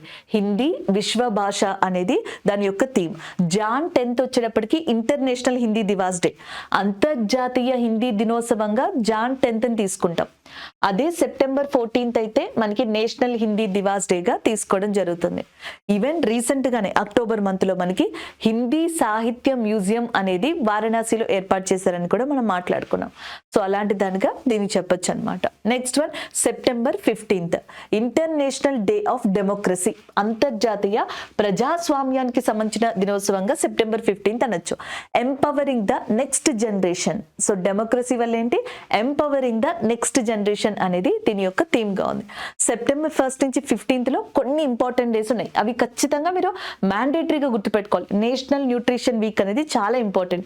కోకోనట్ డే అనేది మీకు ఆప్షన్ అనమాట, అది మీరు గుర్తుపెట్టుకోవచ్చు, గుర్తుపెట్టుకోకపోవచ్చు. సో నెక్స్ట్ వచ్చేటప్పటికి సెప్టెంబర్ 8 లిటరసీ డే అని ఉంది చూసారా, అది చాలా ఇంపార్టెంట్. సో దాని తర్వాత మనం చూసుకున్నట్టయితే September 14th Hindi Diwas day ఏదైతే ఉందో అది. సో ఇలాంటి డేస్ చూసుకోండి. సెప్టెంబర్ 15th మళ్ళీ నేషనల్ ఇంజనీర్స్ డే అని చెప్పేసి ఉంది. మోక్షగుండం విశ్వేశ్వరయ్య గారి యొక్క జ్ఞాపకార్థంగా మనం ఇంజనీర్స్ డే అనే దాన్ని సెప్టెంబర్ 15th సెలబ్రేట్ చేసుకుంటాం. సో ఇంజనీరింగ్ ఫర్ సస్టైనబుల్ కనిపించిందా, ఇంజనీరింగ్ ఫర్ సస్టైనబుల్ లెవెల్ అనేది దానికి సంబంధించింది అనమాట. సో అది ఇంకొక ఇంపార్టెంట్ పాయింట్ గా చెప్పొచ్చు.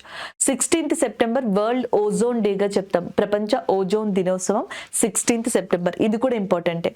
మీకు గ్రీన్ హౌస్ గ్యాసెస్ అంటే క్యోటో ప్రోటోకాల్ ఎలా గుర్తొస్తుందో అలాగే ఓజోన్ లేయర్ ప్రొటెక్షన్ కోసం ఉన్న ప్రోటోకాల్ మాంట్రియల్ ప్రోటోకాల్ గా చెప్తాం. Montreal protocol. సో దాన్నే మనం ఇప్పుడు కాపాడుకోవాలి అన్నట్టుగా Montreal protocol restoring the ozone layer and combating climate change. So వాతావరణంలో వచ్చే మార్పుల మీద మనకి యుద్ధం చేస్తున్నారు అంటే ప్రతిఘటించుకుంటూ ఓజోన్ పొరని కాపాడడానికి మాంట్రియల్ ప్రోటోకాల్ ఏదైతే ఉందో సో దాన్ని హైలైట్ చేసుకుంటూ ఈసారి ఓజోన్ డే యొక్క థీమ్ గా పెట్టారనమాట. Next one September 18th international equal pay day అని చెప్పేసి అన్నాం. ఈవెన్ మనకి రాజ్యాంగంలో directive principles of state policy ఆదేశిక సూత్రాల్లో కాన్స్టిట్యూషన్ లో ఉంటది అనమాట. ఏమని అంటారు, equal pay for equal work, gender difference ఉండకూడదు, పని ఏది చేసినా మనకి జెండర్ డిఫరెన్స్ లేకుండా ఇవ్వాలి, ఏమంటారు వేతనం కూడా అని చెప్పేసి ఉంటది అనమాట. సమానమైన పని సమానమైన వేతనం అన్నట్టు ఉంటది. సో దానికి సంబంధించిందే మనకి సెప్టెంబర్ 18th డే అనమాట. Need to eliminate wage differences అన్నట్టుగా ఇక్కడ ఇచ్చారనమాట. డిస్క్రిమినేషన్ అన్నట్టుగా ఇచ్చారు అది. So next one September 18th అదే రోజున వరల్డ్ బ్యాంబూ డే. సో ప్రపంచ బ్యాంబూ దినోత్సవం అనేది సెప్టెంబర్ 18th అనమాట. బ్యాంబూ ఫర్ గ్రీనర్ ఫ్యూచర్, అంతే కదా, మనకి చెట్లను పెంచితేనే కదా గ్రీనరీ ఉంటది, అలా గుర్తుపెట్టుకోండి. బ్యాంబూ ఫర్ గ్రీనరీ ఫ్యూచర్ గా చెప్తున్నారు. బ్యాంబూ అనే దాని మీద మనకి 2 డాన్సులు ఉన్నాయి, ఫోక్ డాన్సులు. ఒకటి నాగాలాండ్ లో బ్యాంబూకి సంబంధించి ఒక డాన్స్ ఆడతారనమాట, ఫోక్ డాన్స్. దానిని ర్యాంగ్మా అని చెప్పేసి అంటారు. ఏమంటారు, ర్యాంగ్మా. సేమ్ ఇలాగే మిజోరంలో కూడా బ్యాంబూ డాన్స్ చేస్తారు, దాన్ని చ్రూ అంటారు. CHERAW చ్రూ అని చెప్పేసి మిజోరంలో పిలుస్తారు, ర్యాంగ్మా అని నాగాలాండ్ లో పిలుస్తారు. అవన్నీ బ్యాంబూకి సంబంధించిన ఫోక్ డాన్స్ అనమాట. 21st September international red panda day అని చెప్పేసి అంటాం. International red panda day September 21st. Protect red pandas 1 step at a time. Protect red pandas 1 step at a time అనేది సో దీని యొక్క థీమ్ గా ఉంది. That is one more important. Red pandas భారతదేశంలో ఎక్కువగా కనిపించేది నార్త్ ఈస్ట్ ఇండియాలో, especially సిక్కింలో. So సిక్కింలోని Kanchenjunga లేదా కాంచనజంగా బయోస్పియర్ ఏదైతే ఉందో అక్కడ మీకు ఎక్కువ రెడ్ పాండాస్ అనేవి కనిపిస్తూ ఉంటాయి అన్నమాట. అండ్ ద నెక్స్ట్ వన్ చూద్దాం. 21st సెప్టెంబర్ వచ్చేటప్పటికి ఇంటర్నేషనల్ డే ఆఫ్ పీస్ గా కూడా తీసుకోవడం జరుగుతుంది. కల్టివేటింగ్ ఆ కల్చర్ ఆఫ్ పీస్ అనేది దాని యొక్క థీమ్ గా ఉంది, శాంతికి సంబంధించింది. ఓకేనా. నెక్స్ట్ పీస్ అనగానే మీరు మళ్ళీ ఇంకేం చదవచ్చు అంటే 2024లో నోబెల్ ప్రైజ్ ఫర్ పీస్ అనేది ఎవరికి వచ్చింది, నీహాన్. సో నీహాన్ అనే NGO మనకి జపాన్ కి సంబంధించింది. హిరోషిమా నాగసాకి మీద బాంబు దాడి జరిగినప్పుడు ఎవరైతే దానికి గురి అయిన విక్టిమ్స్ వాళ్ళ ఫ్యామిలీస్ ఇంకా ఉన్నాయో అంటే ఆ ఎక్స్టెన్షన్ ఉందో వాళ్ళందరినీ కూడా కాపాడుకుంటూ వస్తున్న NGO, సపోర్ట్ చేసుకుంటూ వస్తున్న NGO నీహాన్ అనే దానికి 2023 నోబెల్ ప్రైజ్ ఫర్ పీస్ అనేది ఇచ్చారు. నోబెల్ ప్రైజ్ ఫర్ పీస్ అనే దాన్ని 2023లో సో మనకి షిరీన్ ఎబాదీ గారు స్థాపించిన డిఫెండర్స్ ఆఫ్ హ్యూమన్ రైట్స్ కి సంబంధించిన మెంబర్ ఎవరైతే నర్గిస్ మొహమ్మదీ గారు ఉన్నారో నర్గిస్ మొహమ్మదీ గారికి 2023లో ఇవ్వడం జరిగింది. Next September 22 world rhino day. ప్రపంచ ఖడ్గమృగాల దినోత్సవంగా సెప్టెంబర్ 22 అనే దాన్ని చెప్పొచ్చు. 5 rhino spacious for ever. 5 rhino spacious for ever. Sumitra rhino, Java rhino, so ఇట్లాంటి డిఫరెంట్ టైప్స్ ఉన్నాయన్నమాట. బట్ అన్నిటికీ కలిపి ఫర్ ఎవర్ అన్నట్టుగా దాన్ని తీసుకొచ్చారు. భారతదేశంలో రైనోసర్స్ బాగా కనిపించే ప్రదేశం Kaziranga national park. Again I'm repeating, Kaziranga national park గా చెప్తాం. సో ఈ కజిరంగా నేషనల్ పార్క్ అనేది ఎక్కడ లొకేట్ అయి ఉందంటే అస్సాంలో లొకేట్ అయి ఉంది. సో రీసెంట్ గా అది న్యూస్ లోకి వచ్చింది. దానికి కారణం మనకి భారతదేశంలో అతిపెద్ద సీతాకోక చిలుకల కేంద్రం, ద లార్జెస్ట్ బటర్ఫ్లై శాంచురీగా బన్నేర్ ఘాట్ అనే దాన్ని చెప్తాం. దేని చెప్తాం, బన్నేర్ ఘాట్ అనే దాన్ని చెప్పడం జరుగుతుంది అనమాట. అయితే సో మనకి భారతదేశంలో సీతాకోకలు వైవిధ్యం, అందులోనే డిఫరెంట్ స్పీషియస్ అన్నమాట. సో అది ఉన్నది బాగా పెద్దది, లార్జెస్ట్ ఏమంటారు మనకి డైవర్సిటీ, బటర్ఫ్లై డైవర్సిటీ పార్క్ అనేది నామ్దఫా అరుణాచల్ ప్రదేశ్ లో ఉంది. సెకండరీ కజిరంగా అది వచ్చేటప్పటికి అస్సాంలో ఉంది. That is also in current affair. And the next one September 22. యాక్చువల్గా సెప్టెంబర్ 22 కాదు, రివర్స్ డే. రివర్ అంటే ప్రపంచ నదుల దినోత్సవం అనేది సెప్టెంబర్ మంత్లో 4th సండే రోజు అనుకుంటా చేస్తారు. 4th సండే సరే సెప్టెంబర్ 22 వచ్చింది, దానికి సంబంధించింది. దాని యొక్క థీమ్ వచ్చేటప్పటికి water ways in our communities. Water ways in our communities అనేది దీని యొక్క థీమ్ అన్నమాట. సో ఇండియాలో అతి పొడవైన water way, the longest water way in India NW1 గా చెప్తాం. ఇది అలహాబాద్ టు హల్దియా గంగా రివర్ మీద కట్టారనమాట. అతి చిన్న నేషనల్ వాటర్ వేగా, స్మాలెస్ట్ నేషనల్ వాటర్ వేగా NW3 అని దాన్ని చెప్తాం. ఇది కేరళలో ఉంది. కేరళలోని చంపకరన్ కెనాల్ మీద ఉంది. కొట్టాపురం టు కొల్లాం మధ్యలో దీన్ని నిర్మించారు. And the next one 26th September world maritime day. ప్రపంచ సముద్రయానానికి సంబంధించిన దినోత్సవంగా సెప్టెంబర్ 26 అనే దాన్ని తీసుకుంటాం. Navigating the future safety first అనేది దాని యొక్క theme. Navigating the future safety first అనేది దాని థీమ్ గా ఉంది. సో రీసెంట్ గానే ఇంటర్నేషనల్ కోస్ట్ గార్డ్ అని ఇండియన్ కోస్ట్ గార్డ్ అని చెప్పేసి ఉంది. Indian coast guard day Feb 1 అన్నమాట. దానికి సంబంధించి 26th డైరెక్టర్ జనరల్ గా రీసెంట్ గా P శివమణి గారు రావడం జరిగింది. 27th September world tourism day. ప్రపంచ పర్యాటక దినోత్సవంగా 27th సెప్టెంబర్ అనేదాన్ని తీసుకుంటాం. ఇది ఇంపార్టెంట్. టూరిజం అండ్ పీస్ అనేది దాని యొక్క థీమ్. టూరిజం అండ్ పీస్, పర్యాటకం మరియు శాంతి అనేది దాని యొక్క థీమ్ గా ఉంది. ఇకపోతే సెప్టెంబర్ 29th, ఇది కూడా ఇంపార్టెంటే, ప్రపంచ హృదయ దినోత్సవం, world heart day. So use heart no heart, use heart no heart అనేది సో దానికి సంబంధించింది. అంటే హృదయాన్ని తెలుసుకో, హృదయాన్ని ఉపయోగించడం తెలుసుకో అన్నట్టుగా దీని యొక్క అర్థం అన్నమాట. ఇలా సెప్టెంబర్ ఇంకా చాలా డేస్ ఉన్నాయి, కానీ నేను సెలెక్టివ్ గా తీసుకున్నాను. సెలెక్టివ్ గా తీసుకుని సెప్టెంబర్ 1 నుంచి 29th మధ్యలో మీకు ఇంపార్టెంట్ డేస్ కి సంబంధించిన థీమ్స్ చెప్పాను.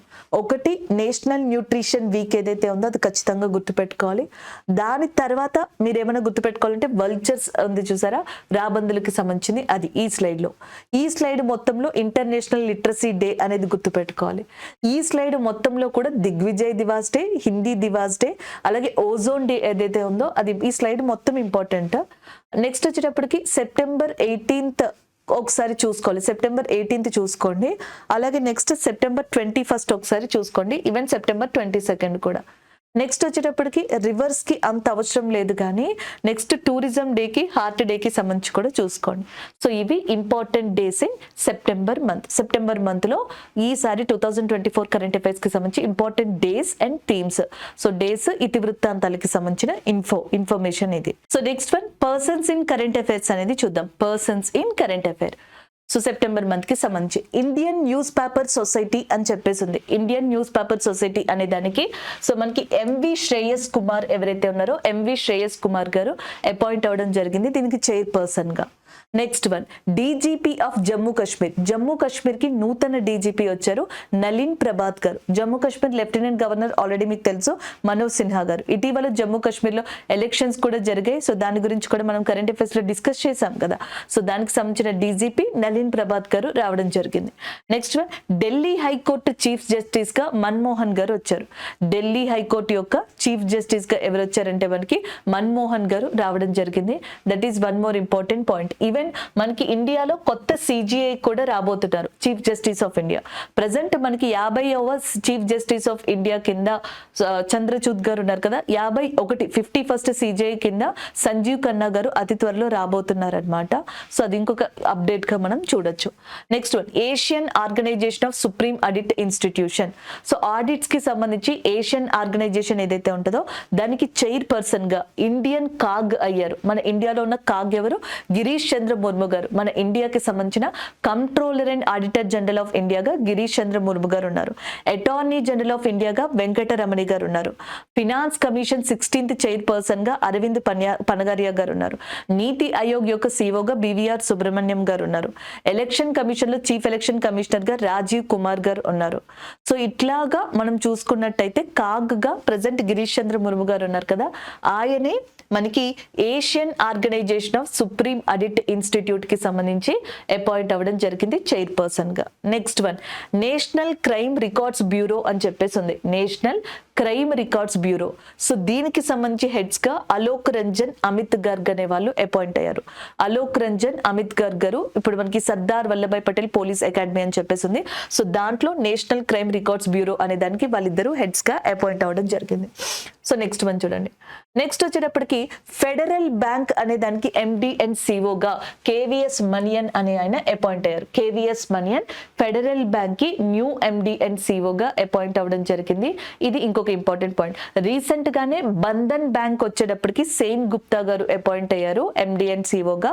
అలాగే నెక్స్ట్ ఎస్బీఐకి చల్లా శ్రీనివాస శెట్టి గారు వచ్చారు. ఫెడరల్ బ్యాంక్ వచ్చేటప్పటికి కేవీఎస్ మనియన్ గారు రావడం జరిగింది.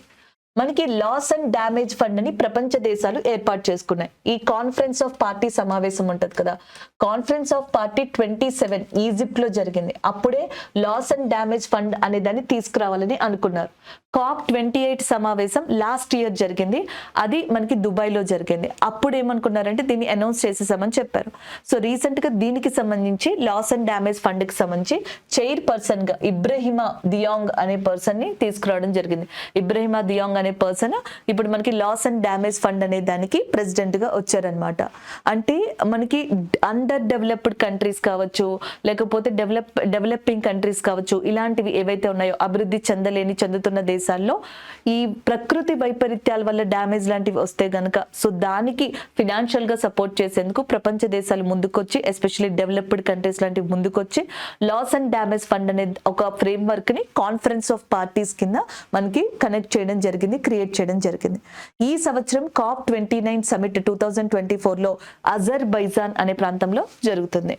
And the next one aeronautical development agency అని చెప్పేసి ఉంది. Aeronautical development agency. సో దీనికి సంబంధించిన ప్రెసిడెంట్ గా జితేంద్ర జే జాదవ్ అనే పర్సన్ అపాయింట్ అవ్వడం జరిగింది డైరెక్టర్ జనరల్ గా. నార్కోటిక్స్ కంట్రోల్ బ్యూరో అని చెప్పేసి ఉంది ఎన్సీబీ. ఎన్సీబీకి డైరెక్టర్ జనరల్ గా అనురాగ్ గార్గ్ అనే పర్సన్ అపాయింట్ అయ్యారు. Anurag Garg. National rifle association అని చెప్పేసి ఉంది. దానికి సో మనకి ఎవరైతే కైకేష్ నారాయణ్ సింగ్ అని చెప్పేసి ఉన్నారు, యాక్చువల్ గా కైలేష్ అనుకుంటా, సో కైలేష్ నారాయణ్ సింగ్ అని చెప్పేసి ఉన్నారో ఆయన అపాయింట్ అవ్వడం జరిగింది డైరెక్టర్ జనరల్ గా. లారియల్ ప్యారిస్ తన బ్రాండ్ అంబాసిడర్ గా అలియా భట్ గారిని అపాయింట్ చేసుకోవడం జరిగింది. లారియల్ ప్యారిస్ అనేది యునిసెఫ్ ఇండియాకి సంబంధించి కరీనా కపూర్ ఖాన్ గారు బ్రాండ్ అంబాసిడర్ గా ఉండడం జరిగింది. ఎస్బీఐకి ఎంఎస్ ధోని గారు, కల్కత్తాకి వెస్ట్ బెంగాల్ కి, అలాగే బంధన్ బ్యాంక్ కి సౌరవ్ గంగోలీ గారు. సో వీళ్ళందరూ కూడా బ్రాండ్ అంబాసిడర్స్ గా ఉన్నారు. రీసెంట్ గానే ministry of ports and shipping ఏదైతే ఉందో ఓడరేవులు వీటికి సంబంధించిన మంత్రిత్వ శాఖ, తన మంత్రిత్వ శాఖకి బ్రాండ్ అంబాసిడర్ గా మను బాకర్ గారిని సెలెక్ట్ చేసుకోవడం జరిగింది. సో అది ఇంకొక ఇంపార్టెంట్ పాయింట్ గా చెప్పొచ్చు. Next one so Indian ambassador of the international table tennis federation. So table tennis federation కి సంబంధించి ఇండియన్ అంబాసిడర్ గా ఎవరు అపాయింట్ అయ్యారంటే శరత్ కమల్ అచంటా. శరత్ కమల్ అచంటా గారు టేబుల్ టెన్నిస్ కి సంబంధించిన వ్యక్తి. అంతేకాకుండా ఈసారి ప్యారిస్ లో ఏవైతే ఒలింపిక్స్ జరిగాయో ఓపెనింగ్ సెరమనీలో పివి సింధు గారు, శరత్ కమల్ అచంటా గారు ఫ్లాగ్ ని, ఇండియన్ ఫ్లాగ్ ని రిప్రజెంట్ చేశారు. క్లోజింగ్ సెరమనీలోనేమో మను బాకర్ గారు, ఓపెనింగ్ సెరమనీలో శరత్ కమల్ అచంటా, పివి సింధు గారు ఫ్లాగ్ ని రిప్రజెంట్ చేయడం జరిగింది. ఉత్తరప్రదేశ్ స్టేట్ విమెన్స్ కమిషన్ ఏదైతే ఉందో దానికి చైర్పర్సన్ గా బబితా చౌహాన్ అనే పర్సన్ ని అపాయింట్ చేయడం జరిగింది. And the next one president of the Olympic council of ఏషియాకి రణధీర్ సింగ్ అనే పర్సన్ మనకి అపాయింట్ అయ్యారు. So Olympic association of India అనే దానికి పిటి ఉషా గారు, president of Olympic council of Asia అనే దానికి రణధీర్ సింగ్ గారు అపాయింట్ అవ్వడం జరిగింది. న్యూ ఫినాన్స్ సెక్రటరీ, కొత్త ఫినాన్స్ సెక్రటరీ, కొత్త ఆర్థిక కార్యదర్శిగా రీసెంట్ గా అపాయింట్ అయింది టి కాంతా పాండే లేదా మనకి తుహిన్ కాంతా పాండే. అనంత నాగేశ్వరన్ గారి ప్లేస్ లో మనకి టీకే పాండే గారు ఎవరైతే ఉన్నారో సో ఆయన న్యూ ఫినాన్స్ సెక్రటరీ, కొత్త ఆర్థిక కార్యదర్శిగా అపాయింట్ అయ్యారు. జిఎస్టీ కౌన్సిల్ కి చైర్పర్సన్ గా ఎవరుంటారు? జిఎస్టీ కౌన్సిల్ చైర్పర్సన్ గా ఫినాన్స్ మినిస్టర్ మినిస్టర్ ఉంటారు. Present finance minister Nirmala Sitharaman గారు కాబట్టి ఆవిడే చైర్పర్సన్ గా ఉన్నారు. Indian next ambassador to Croatia అనే దేశానికి భారతదేశ తదుపరి రాయబారిగా ఎవరు అపాయింట్ అయ్యారంటే అరుణ్ గోయల్ గారు ఎవరి ప్లేస్ లో అపాయింట్ అయ్యారు అంటే రాజ్ కుమార్ శ్రీవాస్తవ ఎవరైతే ఉన్నారో ఆయన ప్లేస్ లో అపాయింట్ అవ్వడం జరిగింది. India next ambassador to that Iceland అని చెప్పేసి అనొచ్చు. India next ambassador to Iceland. So దానికి సంబంధించి మనకి రవీంద్రన్ గారు ఎవరైతే ఉన్నారో రవీంద్రన్ గారు అపాయింట్ అవ్వడం జరిగింది. Is it clear? అలాగే నెక్స్ట్ వన్ చూడండి. నెక్స్ట్ వచ్చేటప్పటికి ఫిలిప్స్ ఇండియా. యాక్చువల్గా ఫిలిప్స్ కంపెనీకి సంబంధించిన హెడ్ క్వార్టర్స్ నెదర్లాండ్స్ లో ఉందన్నమాట. అయితే ఫిలిప్స్ ఇండియాకి సంబంధించి మనకి చైర్పర్సన్ గా భారత్ శేష అనే పర్సన్ అపాయింట్ అయ్యారు. అలాగే నెక్స్ట్ మనకి ఇక్కడ చూసుకున్నట్టయితే సహస్ర సీమా బల్ కి రీసెంట్ గా మనకి డైరెక్టర్ జనరల్ గా అపాయింట్ అయింది అండ్ అమృత మోహన్ గారు అపాయింట్ అవ్వడం జరిగింది. ఇలాగే రీసెంట్ గా చాలా అపాయింట్మెంట్స్ ఉన్నాయి విమెన్స్ కి సంబంధించి. ఈ ఏదైతే LCA తేజస్ అనేది ఉందో దానికి మోహనా సింగ్ గారు అపాయింట్ అయ్యారు. ఫస్ట్ విమెన్ పైలట్ ఫైటర్ గా LCA తేజస్ అనే ఎయిర్ క్రాఫ్ట్ కి సంబంధించి. అలాంటివి చూసుకోవచ్చు. సియాచిన్ గ్లేషియర్ లో ఫస్ట్ ఆర్మీ ఆఫీసర్ గా కెప్టెన్ శివ చౌహాన్ గారు అపాయింట్ అవ్వడం జరిగింది. అలాగే నెక్స్ట్ అలీగర్ ముస్లిం యూనివర్సిటీకి ఫస్ట్ విమెన్ వైస్ ఛాన్సలర్ గా నైమా ఖాతూన్ గారు ఎవరైతే ఉన్నారో ఆమె అపాయింట్ అవ్వడం జరిగింది. ఇవన్నీ కూడా విమెన్ ఓరియంటెడ్ గా చెప్పొచ్చండి. ఉదయనిధి స్టాలిన్ ఎవరైతే ఉన్నారో తమిళనాడు యొక్క డిప్యూటీ చీఫ్ మినిస్టర్ గా అపాయింట్ అవ్వడం జరిగింది. తమిళనాడు చీఫ్ మినిస్టర్ గా స్టాలిన్ ఉన్నారు అండ్ తమిళనాడు యొక్క డిప్యూటీ చీఫ్ మినిస్టర్ గా ఉదయనిధి స్టాలిన్ గారు మనకి అపాయింట్ అవ్వడం జరిగింది. వీళ్ళిద్దరూ DMK పార్టీకి సంబంధించిన వాళ్ళు. ద్రావిడ మున్నిట్ర కజకం అనే పార్టీకి సంబంధించిన వ్యక్తులుగా వీళ్ళు చెప్పొచ్చు. ఇదే తమిళనాడుకి సంబంధించి మనకి వెట్రిక కజకం TVK అనేది పార్టీ ఏదైతే ఉందో దాన్ని తమిళ స్టార్ విజయ్ గారు ప్రారంభించారు. DMDK అని ఇంకొక పార్టీ ఉంది, దాన్ని కెప్టెన్ విజయకాంత్ ఎవరైతే ఉన్నారో హీరో ఆయన ప్రారంభించడం జరిగింది అనమాట. ఇవన్నీ పొలిటికల్ పార్టీస్ మనకి దేనికి సంబంధించినవి, తమిళనాడుకి సంబంధించినవి. These are all persons in news, especially appointments related గా చెప్పొచ్చు. ఎక్కువగా నేను ఇక్కడ అపాయింట్మెంట్స్ ని స్ట్రెస్ చేస్తూనే వీటిని రాశాను. సెప్టెంబర్ మంత్ కి సంబంధించిన ఏవైతే మనకి ప్లేసెస్ ఇన్ న్యూస్ లో ఉన్నాయో అవి చూద్దాం. సో ఒకసారి ఇక్కడ చూడండి. Odisha easy news. ఎందుకు ఒడిస్సా న్యూస్ లో ఉంది అంటే ఒడిస్సా ఏమని డెసిషన్ తీసుకుందంటే ఒడిస్సా ప్రభుత్వము 19 లక్షల, ఇది లక్షణ అని రాశాను సారీ, 19 లక్షల పామ్ చెట్లు ఏవైతే ఉంటాయో వాటిని నాటడానికి డెసిషన్ తీసుకుంది. ఎందుకంటే ఒడిస్సాలో లైట్ స్ట్రైక్నింగ్ పిడుగులు పడి చాలా మంది చనిపోతున్నారంట, డ్యామేజ్ అవుతున్నాయంట ప్రాపర్టీస్ కూడా. సో గత 11 సంవత్సరాల్లో దాదాపుగా 3790 మంది కేవలం దీనివల్ల చనిపోయారంట. సో వాటి నుంచి మనం లైట్నింగ్ ని ఆపలేం కానీ సో దాని నుంచి ప్రొటెక్ట్ చేసుకోవడానికి ఈ పామ్ ట్రీస్ ఏవైతే ఉంటాయో చెట్లని ఏకంగా 19 లక్షల చెట్లని నాటడానికి ప్లాన్ చేసింది ఒడిస్సా ప్రభుత్వం. సో దానికి సంబంధించింది మీకు ప్రీవియస్ కరెంట్ అఫైర్ లోనే Odisha chief minister, Odisha governor కి సంబంధించిన ఇన్ఫర్మేషన్ నేను ఆల్రెడీ ఇచ్చాను. ఒడిస్సాకి సంబంధించిన ఇంపార్టెంట్ పోర్ట్ పేరు కూడా చెప్పాను అండ్ ప్లేసెస్ పేర్లు కూడా నేను చెప్పడం జరిగింది. నెక్స్ట్ ఇక్కడ ఇంకొక ప్లేస్ న్యూస్ లో ఉంది. దానికి కారణం ఏంటంటే పైరో క్యూములో నింబస్ క్లౌడ్స్ అన్నమాట. ఇది కూడా అంటే ఈ రెండు నేను ఇక్కడే ఎందుకు రాశానంటే ప్లేస్ కి సంబంధించి మీకు ఇక్కడే వచ్చేస్తే ఇది కొంచెం అట్మాస్ఫియర్ రిలేటెడ్ కదా, క్లైమేట్ రిలేటెడ్ కదా. ఇప్పుడు పిడుగులు పడ్డం అనేది క్లైమేట్ రిలేటెడే. ఇక్కడ క్లౌడ్స్ మబ్బులు ఏవైతే ఉన్నాయో క్లైమేట్ రిలేటెడ్, అందుకే ఇక్కడ రాశాను అనమాట. అది కూడా పైరో క్యూములో నింబస్ క్లౌడ్స్ అనేవి న్యూస్ లో ఉన్నాయి. ఇవి USA కెనడా దగ్గర ఎక్కువగా కనిపించినాయి అంటే ఈ సంవత్సరం. అయితే ఏంటి అని అడిగితే పైరో క్యూములస్ నింబస్ క్లౌడ్స్ ఏవైతే ఉంటాయో పైరో క్యూములో నింబస్ క్లౌడ్స్ ఏవైతే ఉంటాయో సో వాటి వల్ల యాక్చువల్ గా మనకి ఏంటంటే ఎక్కువ పిడుగులు పడే అవకాశం ఉంది. దానివల్ల ప్రాబ్లం ఏంటంటే అడవులు ఏవైతే ఉన్నాయో ఫైర్ అయిపోతాయి, కారు చిచ్చుకు గురి అవుతాయి, ఫారెస్ట్ ఫైర్స్ ఎక్కువ అయ్యి డ్యామేజ్ ఎక్కువ జరుగుతుంది. అది USA కెనడాలో జరిగింది రీసెంట్ గా. So that is in news అండి. ఇది నేషనల్, ఇది ఇంటర్నేషనల్ అనమాట. USA కెనడా మధ్యలో ఉన్న ఏదైతే మనకి బోర్డర్ లైన్ ఉందో దాన్ని 49 degrees ప్యారల్ గా చెప్పడం జరుగుతుంది. కెనడా యొక్క ప్రైమ్ మినిస్టర్ గా జస్టిన్ ట్రూడూ అనే పర్సన్ ఉన్నారు. That is one more important point గా మనం గుర్తుపెట్టుకోవచ్చు అనమాట. నెక్స్ట్ వన్ ఇటు రండి. Kerala is in news. Kerala ఎందుకు న్యూస్ లో ఈ సంవత్సరం ఉందనేది అందరికీ తెలుసు, because of Wayanad. So Wayanad floods, Wayanad land slides, వీటి వల్ల వాయినాడ్ని ఊటీ ఆఫ్ కేరళ అంటారని నేను చాలా సార్లు మీతో కరెంట్ అఫైర్స్ రివిజన్ చేయించినప్పుడు చెప్పాను. సో వాయినాడ్ ల్యాండ్ స్లైడ్స్ ఉన్నాయి కదా, దానిని నేషనల్ డిజాస్టర్ గా మార్చమని చెప్పేసి కేరళ ప్రభుత్వం కేంద్ర ప్రభుత్వాన్ని కోరింది. Kerala government requested central government to give a Wayanad land slides as a status of national disaster అని చెప్పేసి అన్నారు. నార్మల్ గా ఏంటంటే మనకి నేషనల్ డిజాస్టర్ మేనేజ్మెంట్ యాక్ట్, జాతీయ విపత్తుల నివారణ చట్టం ఒకటి ఉంది. 2005 ప్రకారం ఇది ఏర్పడింది అనమాట, నేషనల్ డిజాస్టర్ మేనేజ్మెంట్ అథారిటీ అనేది. సో ఈ అథారిటీ ఒక ఒక చట్టబద్ధమైన సంస్థ, స్టాట్యూటరీ బాడీ. అడుగుతారు, నేషనల్ డిజాస్టర్ మేనేజ్మెంట్ అథారిటీ అనేది స్టాట్యూటరీ బాడీయా, కాన్స్టిట్యూషనల్ బాడీయా, రాజ్యాంగపరమైందా, చట్టపరమైందా, ఇలాంటి క్వశ్చన్స్ అడుగుతారు. ఇది వచ్చేటప్పటికి మనకి చట్టపరమైంది. ప్రైమ్ మినిస్టర్ ఆఫ్ ఇండియా, ప్రధానమంత్రి ఎవరైతే ఉంటారో ఆయనే దీనికి చైర్పర్సన్ గా కూడా ఉంటారు. సో దీంట్లో సైక్లోన్స్ అంటే తుఫానులు, tsunami, heat waves, urban floods అంటే వరదలు, మామూలుగా ఫ్లడ్స్, అర్బన్ ఫ్లడ్స్ వస్తాయి, అర్త్క్వేక్ భూకంపాలు, కెమికల్ డిజాస్టర్స్ ఏవైతే ఉంటాయి, బయాలజికల్ డిజాస్టర్స్, రసాయనిక విపత్తులు, లేకపోతే మనకి బయో విపత్తులు, ఇలాంటివన్నీ ఉంటాయి. ల్యాండ్ స్లైడ్స్ ని అంటే ఈ వాయనాడ్ ల్యాండ్ స్లైడ్స్ ని ఇట్లాంటి స్టేటస్ దీంట్లో ఇచ్చి చేర్చమని చెప్పి కేరళ ప్రభుత్వము సెంట్రల్ గవర్నమెంట్ ని కోరింది. So that is in news గా మనం ఇక్కడ చెప్పడం జరుగుతుంది.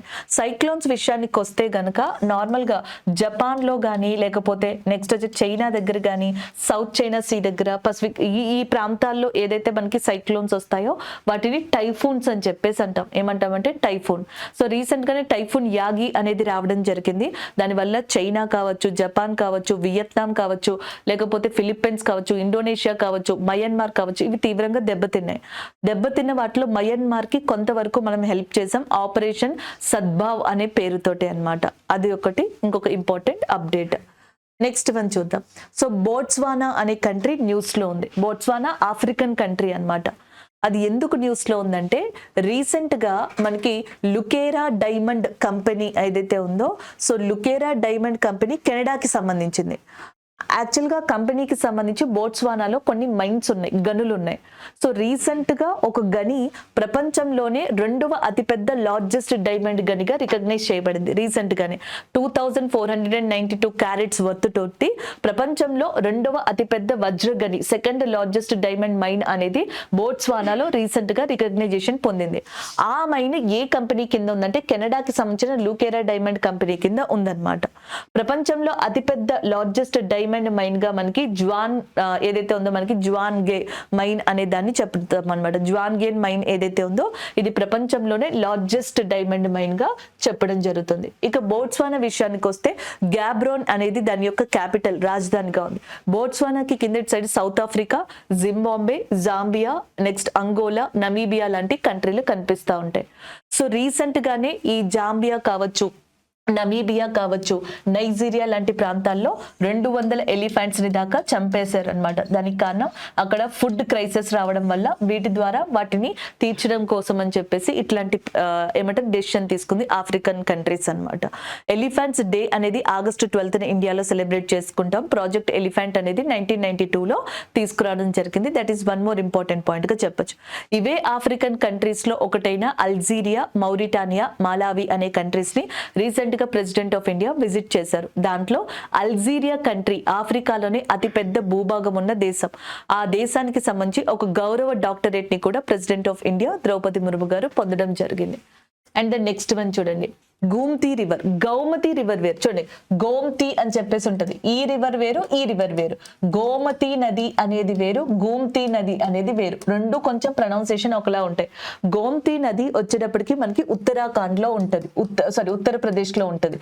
గంగా నదికి ఉపనది, గంగా రివర్ కి ట్రిబ్యూటరీ. ఇన్ఫాక్ట్ లక్నో అనేది ఏ నది ఒడ్డున ఉంది అంటే గోమతి నది ఒడ్డున ఉంది, అది వేరు. ఇక్కడ మనకు ఉన్నది గోమతి రివర్. గోమతి నది అనేది రీసెంట్ గా న్యూస్ లో ఉండడానికి కారణం త్రిపురలో ఈ రివర్ మీద మనకి డాంబూర్ డ్యామ్ అనే దాన్ని కట్టారు. ఈ డాంబూర్ డ్యామ్ గేట్స్ ఎత్తేయడం వల్ల అక్కడున్న water lower villages of Bangladesh లోకి వెళ్ళి బంగ్లాదేశ్ లో చాలా గట్టిగా ఫ్లడ్స్ వచ్చి ప్రజలు నష్టపోయారని బంగ్లాదేశ్ లో కొంతమంది క్లెయిమ్ చేశారు. కానీ ఇండియన్ గవర్నమెంట్, త్రిపుర గవర్నమెంట్ ఏం చెప్పిందంటే అది కాదు, ఆ గేట్స్ ఎత్తేయడం వల్ల కాదు అని చెప్పి అది జస్టిఫికేషన్ చేసుకుంది. సో దానివల్ల ఇదంతా న్యూస్ లోకి రావడం జరిగింది. బంగ్లాదేశ్ ప్రైమ్ మినిస్టర్ గా షేక్ హసీనా గారు రాజీనామా చేశారు. దాని తర్వాత ఇక్కడ తాత్కాలిక ప్రభుత్వం ఏర్పడింది. దానికి చీఫ్ అడ్వైజర్ గా మనకి ఎవరైతే మనకి మొహమ్మద్ యూనస్ అనే వ్యక్తి ఉన్నారో ఆయన ఉండడం జరిగింది. బంగ్లాదేశ్ యొక్క క్యాపిటల్ ఢాకాగా చెప్తామన్నమాట. సో బంగ్లాదేశ్ కి సంబంధించిన ఇంపార్టెంట్ పోర్ట్స్ లో ఒకటి మోంగ్లా పోర్ట్ అని చెప్పేసి అంటాం. సో దీని యొక్క ఆపరేషన్స్ ని ఇండియా చేజెక్కించుకోవడం జరిగింది, అంటే డీల్ కుదుర్చుకుంది మోంగ్లా పోర్ట్ కి సంబంధించి ఇండియా. సో నెక్స్ట్ వచ్చేటప్పటికి మనకి గువామ్ ఐలాండ్స్ అనేవి న్యూస్ లో ఉన్నాయి. ఎందుకంటే ఇక్కడ రింపాక్ అనే ఒక ఎక్సర్సైజ్ జరుగుతుంది. సో ఈ ఎక్సర్సైజ్ ఇది సౌత్ ఆఫ్రికాకి దగ్గరలో ఉంటుంది, పసిఫిక్ ఓషన్ కి దగ్గరలో ఉంటుంది గువామ్ అనే ఐలాండ్. సో దీనికి సంబంధించి రింపాక్ అనే అతిపెద్ద ఎక్సర్సైజ్ ఏదైతే ఉందో దాంట్లో ఇండియాకి సంబంధించిన ఐఎన్ఎస్ శివాలిక్ అనేది పార్టిసిపేట్ చేయబోతుంది. That is in news. So మనకి హగాట్నా అనేది ఏదైతే ఉందో హగాట్నా అనేది దీని క్యాపిటల్ గా ఉంది. గువామ్ ఐలాండ్ క్యాపిటల్ రాజధాని హగాట్నాగా చెప్పొచ్చు అనమాట. నార్త్ పసిఫిక్ ఓషన్, సో మనకి ఉత్తర పసిఫిక్ సముద్రం దగ్గర ఉన్న ఐలాండ్ గువామ్ ఐలాండ్. సో అక్కడ యాక్చువల్ గా మనకి రింపాక్ అనే వరల్డ్స్ అతిపెద్ద, ప్రపంచంలోనే అతిపెద్ద యుద్ధ విన్యాసం అక్కడ జరగబోతుంది. దానికి ఇండియాకి సంబంధించిన ఐఎన్ఎస్ శివాలిక్ అనేది మనకి వెళ్ళబోతుంది అనమాట. ఇలాంటిది ఇంకొక కూడా ఉంటది, ఐఎన్ఎస్ తల్వార్ అని చెప్పేసి. ఇది వచ్చేటప్పటికి మనకి సౌత్ ఆఫ్రికా దగ్గర ఇండియా, బ్రెజిల్, సౌత్ ఆఫ్రికా అనేవి ఒక ఎక్సర్సైజ్ ని కండక్ట్ చేస్తున్నాయి. సో దానికి సంబంధించి మన ఐఎన్ఎస్ తల్వార్ అనేది సౌత్ ఆఫ్రికాకి వెళ్ళింది. Next one, Kilimanjaro is in news. Kilimanjaro చాలా సార్లు న్యూస్ లో ఉంది. ఇది ఆఫ్రికాలో లొకేట్ అయి ఉన్న one of the important mountain peak. దీని ఎత్తు 5,895 మీటర్లుగా చెప్పొచ్చు. సో ఆఫ్రికాలో ఇది మనకి టాంజానియా అనే సౌత్ ఆఫ్రికా కదా సారీ ఈస్ట్ ఆఫ్రికాలో టాంజానియా అనే పాయింట్ దగ్గర ఇది ఉంది. దివ్యాంగులకి సంబంధించి గ్రూప్ ని లీడ్ చేసిన ఉదయ్ కుమార్ గారు ఆగస్టు 15న ఆ మౌంటైన్ పీక్ పైకి రీచ్ అయ్యి ఇండియా ఫ్లాగ్ ని మనకి రిప్రజెంట్ చేయడం జరిగింది. సో దానికి సంబంధించింది. అండ్ ద నెక్స్ట్ వన్ మనకి సెయింట్ మార్టిన్ ఐలాండ్స్ అనేవి న్యూస్ లో ఉన్నాయి. Saint Martin group of islands Bangladesh అలాగే నెక్స్ట్ మయన్మార్ కి మధ్యలో ఉన్న దీవులు. ఇవి కొంచెం వివాదంలోకి వచ్చాయి, అంటే డిస్ప్యూటరీ బార్డర్ దగ్గర ఉన్నాయి కదా, ఈ రెండు కంట్రీలకి వివాదంలోకి రావడం జరిగిందనమాట. సో వాటికి సంబంధించింది. ఇందులో ఇంపార్టెంట్ గా చిట్టగాంగ్ మార్టిన్ అనేది ఇంపార్టెంట్ ప్లేస్ గా కూడా చెప్పడం జరుగుతుంది. జస్ట్ సింపుల్ ఏం లేదు, మార్టిన్ ఐలాండ్స్ అనేవి రీసెంట్ గా న్యూస్ లో ఉన్నాయి. ఏ కంట్రీలకి సంబంధించి ఇష్యూలోకి వచ్చాయంటే బంగ్లాదేశ్ అండ్ మయన్మార్ అని చెప్పి గుర్తు పెట్టుకుంటే చాలు. రీసెంట్ గా మయన్మార్ కి ఇండియాకి మధ్యలో ఒక కంచె వ్యవస్థని ఏర్పాటు చేస్తామని మినిస్ట్రీ ఆఫ్ హోమ్ అఫైర్స్ చెప్పింది. అరుణాచల్ ప్రదేశ్, నాగాలాండ్, మణిపూర్, మిజోరం లాంటి కంట్రీస్ ఏవైతే ఉన్నాయో, సో స్టేట్స్ ఏవైతే ఉన్నాయో, ఈ 4 స్టేట్స్ మయన్మార్ తో సరిహద్దుని పంచుకుంటున్నాయి. సో వీటికి మధ్యలో ఒక కంచె వ్యవస్థని ఏర్పాటు చేస్తున్నారు. ఎందుకంటే మయన్మార్ ఇండియా బోర్డర్ మధ్యలో కొంచెం ఇష్యూస్ అనేవి పర్ఫెక్ట్ గా లేవు కాబట్టి. ఇవి మనం ఓవరాల్ గా ఈ ప్లేసెస్ కి సంబంధించి చెప్పుకున్నాం. అంటే సెప్టెంబర్ మంత్ కి సంబంధించి ఇప్పటి వరకు నేను ప్లేసెస్ అనేవి కంప్లీట్ చేశాను. పర్సన్స్ అంటే అపాయింట్మెంట్స్ ఏవైతే ఉంటాయో అవి చెప్పుకున్నాం. డేస్ అండ్ టీమ్స్ ఏవైతే ఉన్నాయో అవి చెప్పుకున్నాం. సైన్స్ అండ్ టెక్నాలజీకి సంబంధించినవి ఈ వీడియోలో ఇక్కడి వరకు. అంటే చాలా ఉంటాయి, ఇంకా ఎకానమీ కరెంట్ అఫైర్స్ ఉంటాయి, స్పోర్ట్స్ కరెంట్ అఫైర్స్ ఉంటాయి, ఇంటర్నేషనల్ ఉంటాయి, నేషనల్ ఉంటాయి, స్టేట్ రిలేటెడ్ ఇండెక్స్ ర్యాంక్స్ ఇట్లా ఉంటాయి. సో ఒక్కొక్క సెగ్మెంట్ ని చెప్పుకుంటున్నాం కాబట్టి కొన్ని సెగ్మెంట్స్ ఈ వీడియోలో నేను కంప్లీట్ చేశాను. Thank you.